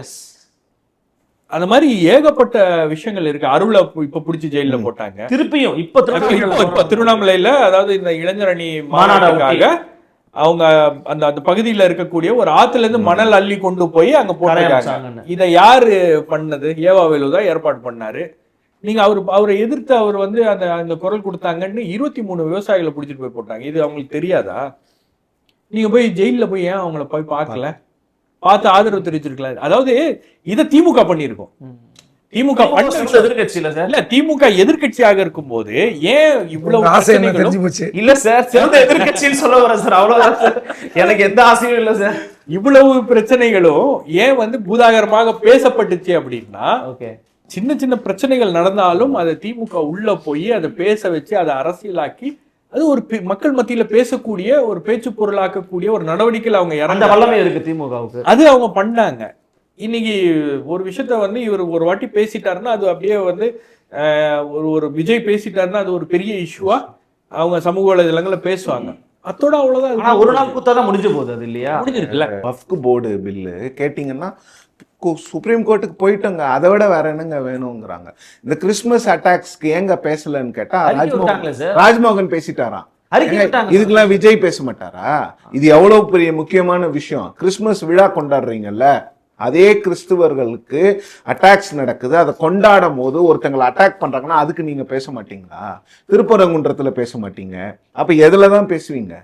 நீங்க நாகப்பட்டினம் போனீங்க, திருவாரூர் போனீங்க, அங்க இருக்கிற விவசாயிகள் பிஆர் பாண்டியன் போன்ற பல பேரை நான் தொடர்பு கொண்டு கேட்டேன், எங்களெல்லாம் கான்டாக்டே பண்ணல. அப்ப அந்த ஊருக்கு போறதுக்கு முன்னால விவசாயிகளும் அந்த ஊர்ல இருக்கிறவங்களையும் கேட்டா தானே அந்த ஊரோட பிரச்சனை என்னன்னு தெரியும். இப்ப திமுகவோ அதிமுகவோ எடப்பாடியோ இல்ல ஸ்டாலினோ அந்த ஊருக்கு போறாங்கன்னா முதல்ல அங்க இருக்கக்கூடிய விவசாய சங்க தலைவர்களை போன் பண்ணி கேட்பாங்க, அந்த மாவட்ட செயலாளரும் நம்ம என்னென்னலாம் பேசலான்னு, என்னென்னலாம் அனௌன்ஸ்மெண்ட் கொடுக்கலாம், என்னென்னலாம் தகவல் கொடுக்கலாம் மக்களுக்கு, இதெல்லாம் கத்துக்கணும். அதான் அவர் மேடையில சொன்னாரு சார், நான் பேசுறது உங்களுக்கு புரியுதாங்க? புரியுதுண்ணே, எனக்கு புரியுது, நம்ம 2 பேருக்கும் புரிஞ்சா போதும். இல்ல கரெக்டான இடத்துக்கு வந்துட்டீங்க. அதான் சொல்றேன், நான் ஆரம்பிச்ச இடத்துலயே முடிக்கிறேன். 18ல இருந்து 40 பிரச்சனை இல்ல, 40க்கு மேல ஓட்டு போடாதான் அந்த சீட்ல போய் உட்கார முடியும். 40க்கு மேல யாருமே ஓட்டு போடுறதுக்கான முயற்சியே நீங்க எடுக்க மாட்டேங்கிறீங்க. அவங்க மட்டும் போட்டா போதும்னா அப்போ பண்ண முடியாது. வாய்ப்பு இல்லைன்னு நான் சொல்லல, அது மக்கள் சொல்லணும், நான் சொல்லக்கூடாது. ராம்கி சார், உங்களுடைய நிறைவான கருத்து. ஏன்னா இப்போ எண்ட் ஆஃப் த கன்வர்சேஷன் வந்து ஆன்டி இன்கம்பன்சி இருக்கு, அதை யார் அறுவடை பண்ணக்கூடிய இடத்துல யாருமே இல்ல, ரொம்ப ஸ்ட்ராங்கா இல்ல அப்படிங்கிறது. ஒரு ஆளா இல்லைன்னு, ஒரு ஆளா இல்ல, மல்டிபிளா பிரியுது. மல்டிபிளா பிரியும் போது அஃப்கோர்ஸ் அது டிஎம்கே அலைன்ஸுக்கு தானே வந்து சாதகமா இருக்கணும், அவங்கள தான் திருப்பி ஆட்சிக்கான வாய்ப்புகள் இருக்கும். உங்களுடைய பார்வை? First statement correct, anti incumbency இருக்கு. ஆனால் அது வந்து திமுகவுக்கு ஃபேவரா இருப்போம்னா அப்போ வந்து வேற ஆப்ஷன் ஏதாவது உருவாகிறதுக்கான வாய்ப்புகள் இருக்குது. இல்லை எந்த அளவுக்கு ஆன்டி இன்கம்பன்சி இருக்குன்னு பார்க்கணும். அது ரொம்ப கடுமையா இருந்ததுன்னா அப்படி இருக்க மனநிலையில போனா போய் திரும்ப போடுவோங்கிற பட்டியல் போட்டாரு சார், அரசு ஊழியர்கள் பிரச்சனை, அந்த வீழ்ச்சி எவ்வளோ இருக்கு நான் சொல்றேன். இதுலயே அந்த 3 போராட்டம் ரொம்ப முக்கியமான, ஆசிரியர்களும் சரி, துப்புரவு தொழிலாளர்களும் சரி, செவிலியரும் சரி, இந்த 3 பேருடைய அந்த போராட்டத்தோட அடிப்படையான நோக்கம் வந்து சம்பளம் தான். எங்களுக்கு சம்பளம் போதலை அப்படிங்கிறது தான். ஸோ இதை வந்து இந்த அரசாங்கம் வந்து ஆரம்பத்திலே தீர்த்துருந்தீங்கன்னா இவங்க தான் போய் அது ஒரு வாக்குறுதி கொடுத்தாங்க. ரெண்டாவது இந்த 3 பேருக்குள்ள உள்ள ஒரு முக்கியமான ஒற்று பார்த்தீங்கன்னா இவங்க தான் வந்து கோவிட் சுச்சுவேஷன்ல இவங்க தான் டபுள் டெட் பார்த்தவங்க. இவர்களை தவிர்த்து விட்டு இவர் நம்மளாம் நல்லா இருக்கிறதுக்குன்னு இவங்களுக்குலாம் நம்ம நன்றி கடன் பட்டிருக்கோம். டீச்சர்ஸ்லாம் ஆன்லைனில் அவ்வளோ கிளாஸ் எடுத்தாங்க, துப்புரவு தொழிலாளர்கள் எவ்வளோ வேலை பார்த்துருக்காங்க, நர்ஸ்லாம் நம்ம வீட்டு கதவை தட்டி நம்ம எப்படி இருக்கோம் அப்படின்னு செக் பண்ண. ஸோ இவர்களுக்கெல்லாம் வந்து கூடுதலாக நிச்சயமாக அந்த அரசு செய்திருக்க வேண்டும். இது அவங்க போஸ்ட்போன் பண்ணி உண்டு இல்லைன்னா சொல்லாமல் அந்த எந்த விதமான கமிட்மெண்ட் இல்லாமல் கடைசி வரைக்கும் 4.5 வருஷம் ஒன்று தள்ளிட்டு இப்போ வந்து வரும்போது அது பிளாஸ்ட் ஆகி அப்படி பெரிய இதாகுது. ஸோ இதனால நிச்சயமாக ஒரு ஆன்டி இன்கம்பன்சி ஒரு பெரிய இன்டெப்தா போகும். இது நிச்சயமா ஒரு திமுக அரசுக்கு எதிராகத்தான் போகும். 1000 ரூபாய் கொடுக்கறதுனாலயோ, புதுமை பெண் திட்டம் கொடுக்கறதுனாலயோ, இலவச பேருந்தாலேயோ அது இம்பாக்ட் ஏற்படுத்தாது. அவர் எத்தனை தடவை சொல்லுவீங்கன்னு மக்கள் கேட்பாங்கன்றாரு. அப்படி கேட்பாங்க, முடிஞ்சிருச்சு. அவர் சொன்ன மாதிரி அது ஒரு எலெக்ஷனுக்கு தான். இப்ப நீங்க 2000 ரூபாய் 1000 ரூபாய் 2000 3000 மாத்தினாதான் ஓட்டு. இந்த 1000 வச்சு ஓட்டு கேட்க முடியாது, ஒரு எலெக்ஷன் முடிஞ்சு போச்சு. ரெண்டாவது இந்த கூடுதலா தருவதற்கு வேறு எல்லா கட்சிகளுமே தராது. இன்னைக்கு இந்தியா முழுக்க 14 ஸ்டேட்ல வந்து இந்த மகளிர் உரிமத்துக்கு வெவ்வேறு வடிவில் இருக்குன்னு சொல்றாங்க. எந்த கட்சி ஆட்சிக்கு வந்தாலும் அதை யாரும் ஸ்டாப் பண்ண போறது இல்லை. அது கூடுதலாக இவங்க 1000 கொடுக்குறாங்களா, நாங்கள் 2000 கொடுப்போங்கிற மோடு தான் போவாங்க. ஸோ அதை சொல்லி நீங்க வந்து மக்களை அணுக முடியாது. ஸோ அது ஒரு பக்கம். ரெண்டாவது இந்த நீங்க ஷபீர் சொன்ன மாதிரி இந்த நான் கமிட்டடாக தான் ஏடிஎம்கே இருக்குது. இதை அப்ரோச் பண்ணி இவங்கெல்லாம் போய் பார்த்து நாங்கள் ஆட்சிக்கு வந்தால் நான் உங்களுடைய கோரிக்கை நிறைவேற்றுங்கிற மாதிரியான அந்த இடத்துக்கு வரவே இல்லை அவங்க. அது ஒரு பெரிய பலவீனம். ரெண்டாவது எதிர்கட்சிகள் பிரிஞ்சு இருக்கிறது, இந்த மாதிரி சிக்கல்கள்லாம் நிச்சயமா இருக்கு. இதெல்லாம் தாண்டி பிஜேபி ஒரு ஃபேக்டர் இருக்கு. அவங்க வந்து பிரச்சாரத்துக்கு வந்துட்டாங்கன்னு வச்சுங்களேன், அவங்க வந்து டெல்லி தலைவர்கள் பிரச்சாரத்துக்கு வந்தாங்கன்னா அவங்க ஒவ்வொருத்தரையும் வந்துட்டு போனால் 50,000 ஓட்டு திமுக பக்கம் போகும். அந்த நீங்க அந்த கூட்டணி அப்படிதானே, நீங்க அவங்க பேக்கல் இருக்கிற வரைக்கும் ஒரு பிரச்சனையும் கிடையாது. ஸோ அப்போ அவங்க வந்து அவங்கள அப்பரண்ட் எடுத்தாங்கன்னு வச்சுங்களேன், அது பெரிய இன்னைக்கு பார்த்துல இன்னைக்கு இந்த என்டிஏ கூட்டணி பலவீனமா இருக்குது. காரணம் முழுக்க பாஜக தானே. ஸோ இப்போ அவங்க ஒன்று பேசும்போது இந்த 6 மாதங்களாக அண்ணாமலை ஒரு பக்கம் பேசுறது, டிடிவி இப்போ சைலண்டா என்ன விதமான செய்திகள் டெல்லியிலேருந்து கொடுக்கப்பட்டதுலாம் தெரியல. இது முழுக்க அவங்க தானே காரணம். நீங்க ஏப்ரல்ல வந்த பிறகு அந்த கூட்டணியை நியாயப்படுத்துவதற்கு அவ்வளோ சிரமப்பட்டார் எடப்பாடி. இது வந்து கூட்டணி தேர்தலுக்கானதான் சொன்னார். ஓரளவு ஜெல்லாய் வந்த நேரத்தில் அந்த 3 மாதத்துக்கு அப்புறம் அந்த அடுத்த கேம் ஆரம்பிச்சது யாரு? அண்ணாமலை, டிடிவி தினகரன், ஓபிஎஸ் பண்றவர்கள் தான். ஸோ இவங்க இன்னைக்கு இந்த கூட்டணி பலவீனமா தோற்றமளிக்குது காரணம் வந்து அவங்களுடைய இதுதான். ஸோ இதனால இவங்க எந்த அளவுக்கு அப்பரன் எடுக்கிறாங்களோ அதை பொறுத்து இதுக்கான ஒரு இது அவங்க. ஸோ இதெல்லாம் தாண்டி நான் சொல்ற விஜய் ஃபேக்டர் இருக்கு அப்படின்னா, விஜய்கிட்ட வந்து ஒரு நோ மோர் ஒரு மாற்று சக்தியாக நம்ம பார்க்க முடியாது. கரூருக்கு முன் கண்ணூர் பிரிவு தான் பார்த்தாகணும். கரூர் ஒரு பெரிய பின்னடைவு.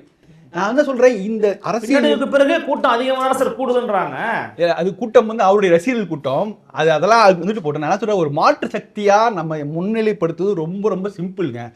இன்றைய தினமணி இல்லை, அன்றைய தினமணி நடுப்பக்க கட்டுரைகளை படித்து அதை பேசினாலே போதும் உங்களுக்கு ஒரு மாற்று சக்திக்கான ஒரு இமேஜ் கிடைச்சிடும். இங்கே அதுதானங்க தேவை. அரசியலேருந்து சினிமாவிலேருந்து வரக்கூடிய நடிகர்கள் அரசியலுக்கு வராங்கன்னா யாருமே விஜயகாந்த்லேருந்து கமல் வரைக்கும் என்ன இதில் வந்தாங்கன்னா இருபெரும் திராவிட கட்சிக்கு மாற்றாக தான் வந்தாங்க. முடியலங்கனால தான் அவங்க ஒதுங்கினாங்க. ஸோ அப்படி இருக்கும்போது இவர் ஈஸியாக அதை செய்திருக்க முடியும். இவ்வளோ பெரிய ஃபேன் பேஸ் வச்சிருக்காருன்னு சொல்லும்போது தன்னை ஒரு மாற்று சக்தியாக முன்னேற்க முடியும். அவர் ஃபர்ஸ்ட் பால்லே தப்பு பண்ணார். விக்ரவாண்டியில் போய் திமுக எதிர்ப்பு பாஜக எதிர்ப்புன்னு சொன்னே தப்பு. நீங்கள் சொல்லிக்க முடியாது நான் வந்து ஒரு மாற்று சக்தி, இதுவரைக்கும் என்னுடைய சீனியர் நடிகர்கள் செய்ய முடியாத விஷயத்த நான் பண்றேன் அப்படின்னு சொல்லி வந்தாங்கன்னா உங்களுக்கு நம்பகத்தன்மை கிடைச்சிருக்கும். அப்புறம் நீங்க போக அடிச்சு விளையாடுங்க. அப்ப போக நீங்க ஆன்டி டிஎம்கே ஸ்டாண்ட் எடுங்க, அதெல்லாம் ஓகே. பட் வெரி ஃபர்ஸ்ட் பால்லே தோத்து போற அந்த இடத்துல நீங்க அந்த மாற்று சக்திங்கிற விஷயம் தான் உங்களை மக்களை வந்து பெரும்பாலான அதாவது ரசிகர்களை தாண்டி உள்ள மாற்று சக்தி இல்லைன்றீங்க. நிச்சயமா இன்னைக்கு இல்ல. அவர் கரூர் பின்னடைவுக்கு அப்புறம் அவர் வந்து பவுன்ஸ் ஆகி வரவே இல்லை.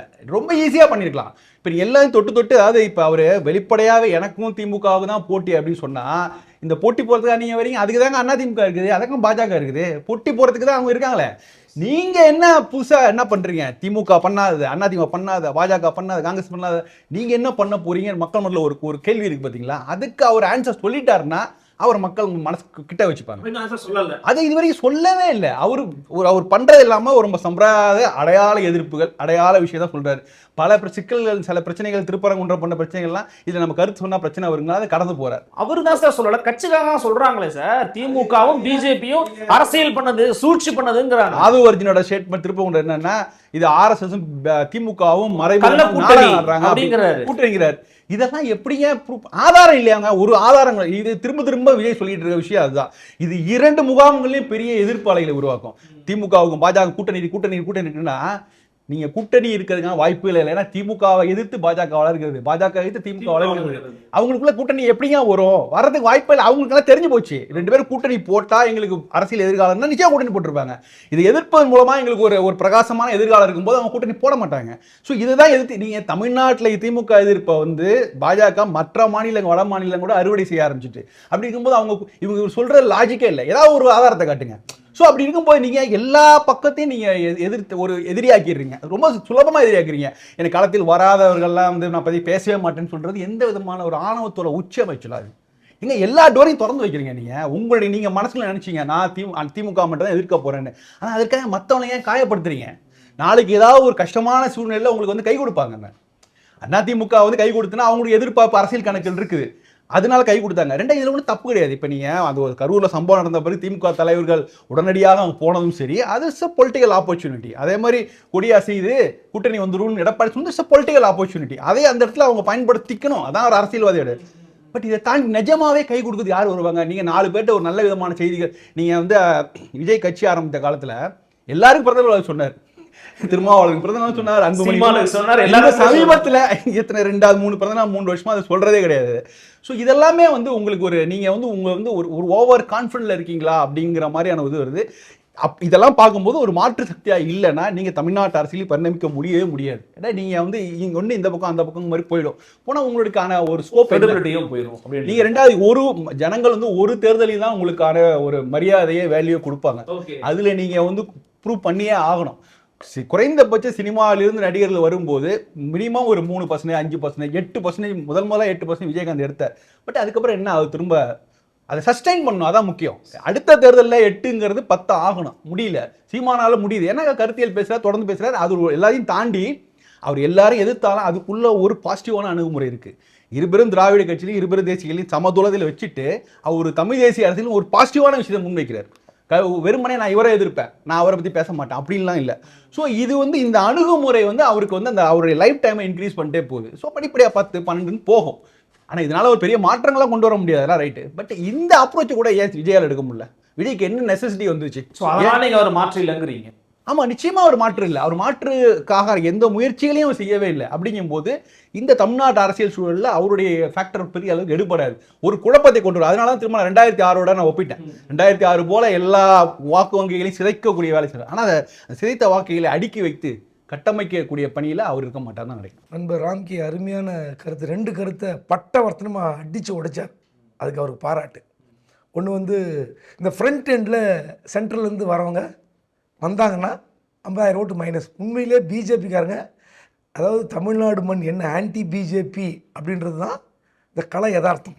அது இன்னும் மாறலையான்னு இப்போ இந்த எலெக்ஷனில் பார்க்க போகிறோம். அதில் வந்து இவங்க வந்து இந்த ஏடிஎம்கே அலையன்ஸில் பின்னாடி இருந்து வேலை பார்த்தாங்கன்னா உண்மையிலே அந்த அலையன்ஸுக்கு அவங்க செய்கிற மிகப்பெரிய நன்மை, பாசிட்டிவாக அமையும். ஆமாம், நன்மை. அது நண்பர் அழகாக சொன்னார். ரெண்டாவது, நீங்கள் திரும்ப திரும்ப கேட்டீங்க விஜய் மாற்று சக்தியா, விஜய் மாற்று சக்தியான்னு. அவருக்கு முதல்ல சொன்னது ஒன்று வேறு மாதிரி கொண்டு போனார் ஃபஸ்ட்டு ரவுண்டில். அடுத்த ரவுண்டில் அவரே ஒத்துக்கிட்டார் மாற்று சக்தி இல்லைன்றது. ஏன்னா அவர் எந்த காலத்துலையும் இல்லை, போராட்டத்தை ஆரம்பிக்கிறார் தவிர அதுக்கப்புறம் எங்கேயும் போனதில்லை. காரணம், அவர் வந்து இந்த கரூர் சம்பவத்துக்கு பிறகு 3 நாள் கழித்து உயிர் தெழுந்து வந்த இயேசு மாதிரி வந்தார். 3 நாள் கழிச்சு 72 மணி நேரம் கழிச்சு ஒரு ஸ்டேட்மெண்ட் விட்டார். ஒரு அரசியலில் முதல் அடிப்படை தகுதியே இல்லாத ஒரு மனிதராக நான் பார்க்குறேன். ஒரு தன்னால் என்ன விளைவு ஏற்பட்டது என்பதை தெரிந்து கொள்ள முடியாமல் 3 நாள் கழித்து ஓடி வந்து ஒரு வீடியோ வெளியிடுற ஒரு நபர் அரசியலுக்கு லாய்க்கற்றவர். ஒன்று. ரெண்டாவது, என்னைக்காவது ஒரு நாள் எல்லா மீடியாவும் கூப்பிட்டு என்கிட்ட வந்து கலந்துரையாடுங்க, என்னை பேட்டி எடுங்க அப்படின்னு சொல்ல தகுதி இல்லாத ஒரு மனிதர் தமிழ்நாட்டு அரசியலுக்கு வரவே கூடாது. நீங்கள் மீடியா மேலே 1000 குற்றச்சாட்டு வைங்க. நிறைய பேர் வராமல் வந்திருக்காங்க சார். மீடியா மேலே 1000 குற்றச்சாட்டு வைங்க. மீடியாலாம் விலை போயிருக்கு, அஜெண்டாவோட இருக்கு. மீடியா விலை போயிருக்கிறது, ஆளுங்கட்சிக்கு வந்து எடுபடி வேலை பார்க்கிறது, எலக்ட்ரல் பேஜ் வந்து காசு வாங்கிட்டு எழுதுது, எல்லாம் சொல்லுங்க. ஆனால் எந்த அரசியல்வாதியாவது, எல்லா குற்றச்சாட்டு வைக்கிற எந்த அரசியல்வாதியாவது மீடியாவை பார்க்காம இருக்காங்களா? யாராவது? உடனே உதாரணம் மோடிக்கிட்ட போயிடாதீங்க, புரியுதுங்களா? ஒரு மீடியாவை பார்த்து ஒரு 4 கேள்வி கேட்டு பதில் சொல்லுகிற, இல்லை பதில் சொல்ல ஒரு திராணி இல்லாத தயங்குகிற ஒரு நபர் தமிழ்நாட்டுக்கு வந்தார்னா அதை விட ஆகப்பெரிய பாவம் எதுவுமே இல்லை. தயவுசெய்து மக்கள் புரிஞ்சுங்க. நீங்கள் மக்களிடம் செல், மக்களிடம் பேசு, மக்களிடம் இதை கற்றுக்கொண்டு அரசியல்னா அப்போ இந்த மீடியாவில் யார்? நான் சந்திராயிலேருந்து இதை கிரகத்துலேருந்து வந்துக்கிறோமா? நீங்கள் உங்களுக்கு யாரையாவது பார்த்து பேசுங்க. 4 மீடியா கிட்ட கேள்வி, மீடியா பார்த்து ஓடுறார் கரூரில். அப்போது உங்களுடைய மனநிலை எப்படி இருக்குன்னா, இப்படி ஒரு சம்பவம் நடந்து மீடியா வரான்னா மீடியா தான் உங்களுக்கு ஃபஸ்ட் இன்ஃபர்மேஷன் தருவான்.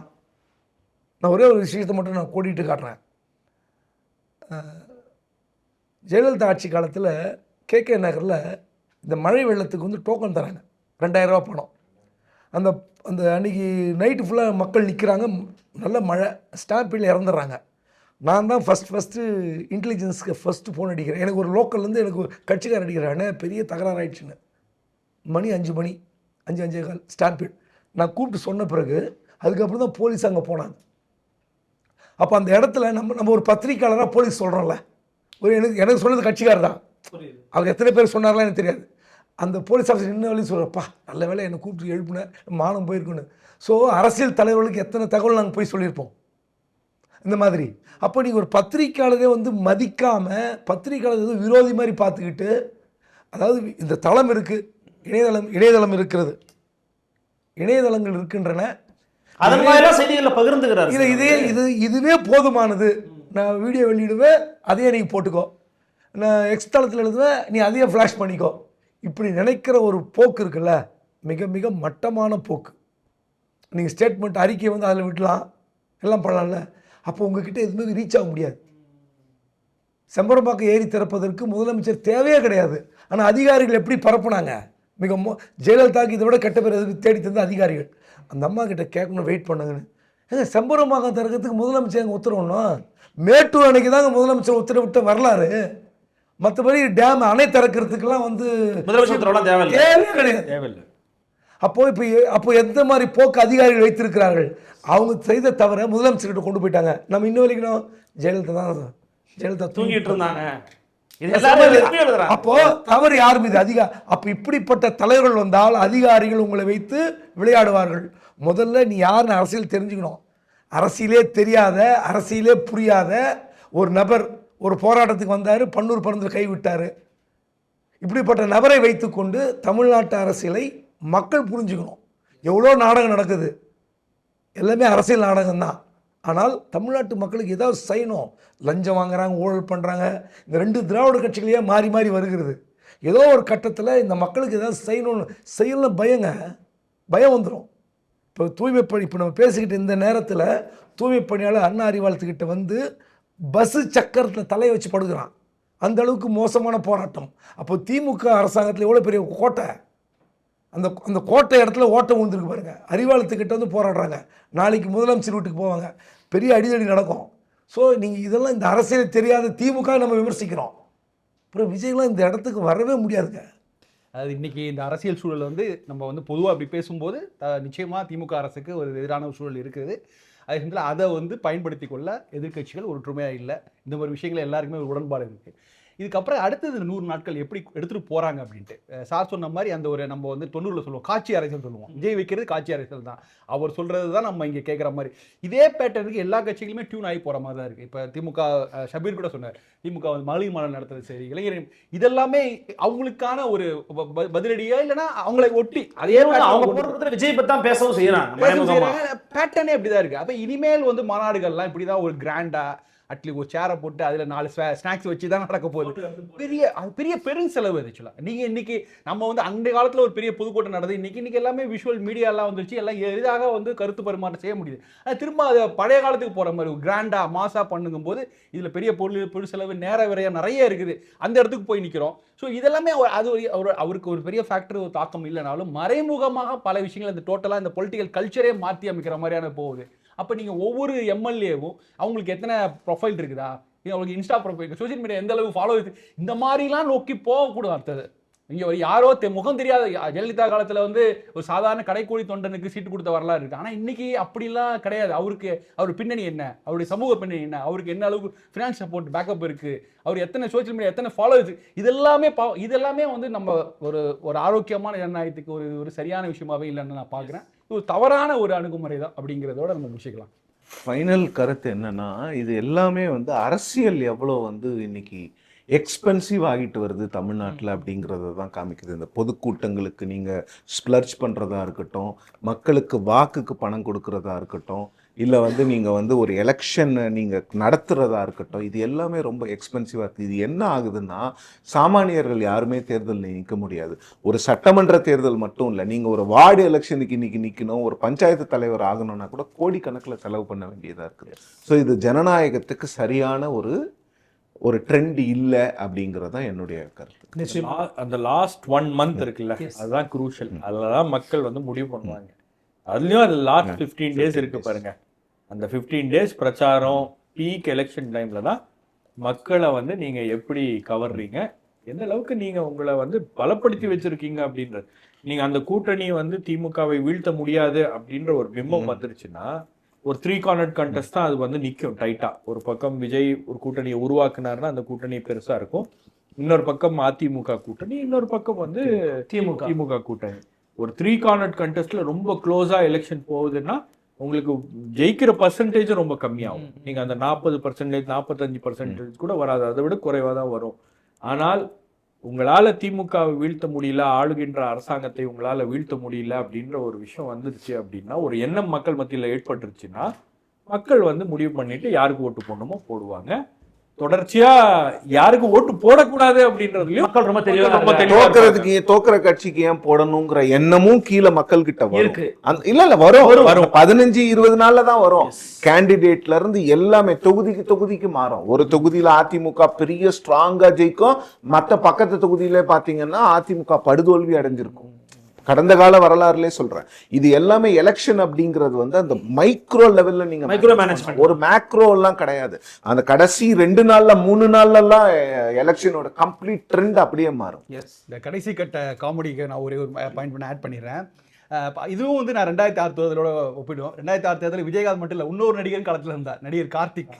அவர் வந்து ஜெயலலிதா எங்கே போட்டிட்டாலும் அவரை எதிர்த்து நின்று தோக்கடிப்பேன் அப்படின்னாரு. அவர் ஃபீல்டு நிறைய வேட்பாளர்கள், அவர் சமூகம் சார்ந்த வேட்பாளராக இறக்குனாரு. அவங்களாம் வந்து நாமினேஷன் கூட பண்ண முடியாமல் பெரிய அளவு சிக்கலாக இருந்துச்சு. ஒரு பெரிய காமெடி ஷோவாக ஆகிடுச்சு ஆக்சுவலாக. அது போன்ற விஷயங்கள் நடப்பதற்கான வாய்ப்புகளும் இருக்கின்றன. பார்க்கலாம் சார், பொறுத்திருந்து பார்க்கலாம். நவரச நாயகனோடு நீங்கள் வந்து முடிச்சிருக்கிறீங்க. அட் த சேம் டைம் 2026 தேர்தல் காலத்தில் எப்படி ட்ரெண்ட் போக போகுது, என்ன மாதிரியான விஷயங்கள் நடந்துகிட்டு இருக்கு அப்படிங்கிறது ரொம்ப ஒரு டீப்பான ஒரு டிஸ்கஷனாக அது வந்து கட்டாயமாக இருந்துச்சு நான் நினைக்கிறேன். எங்களுக்காக ஒரு வருகனையும் கருத்துக்கும் நடத்தமைக்கு மிக்க நன்றி. விருந்தினருக்கு நன்றி. நேயர்களே, மற்றும் ஒரு சிறப்பு போர் தொழில் பழகு மக்களுக்காக நீங்கள் சந்திக்கிறேன். நன்றி, வணக்கம்.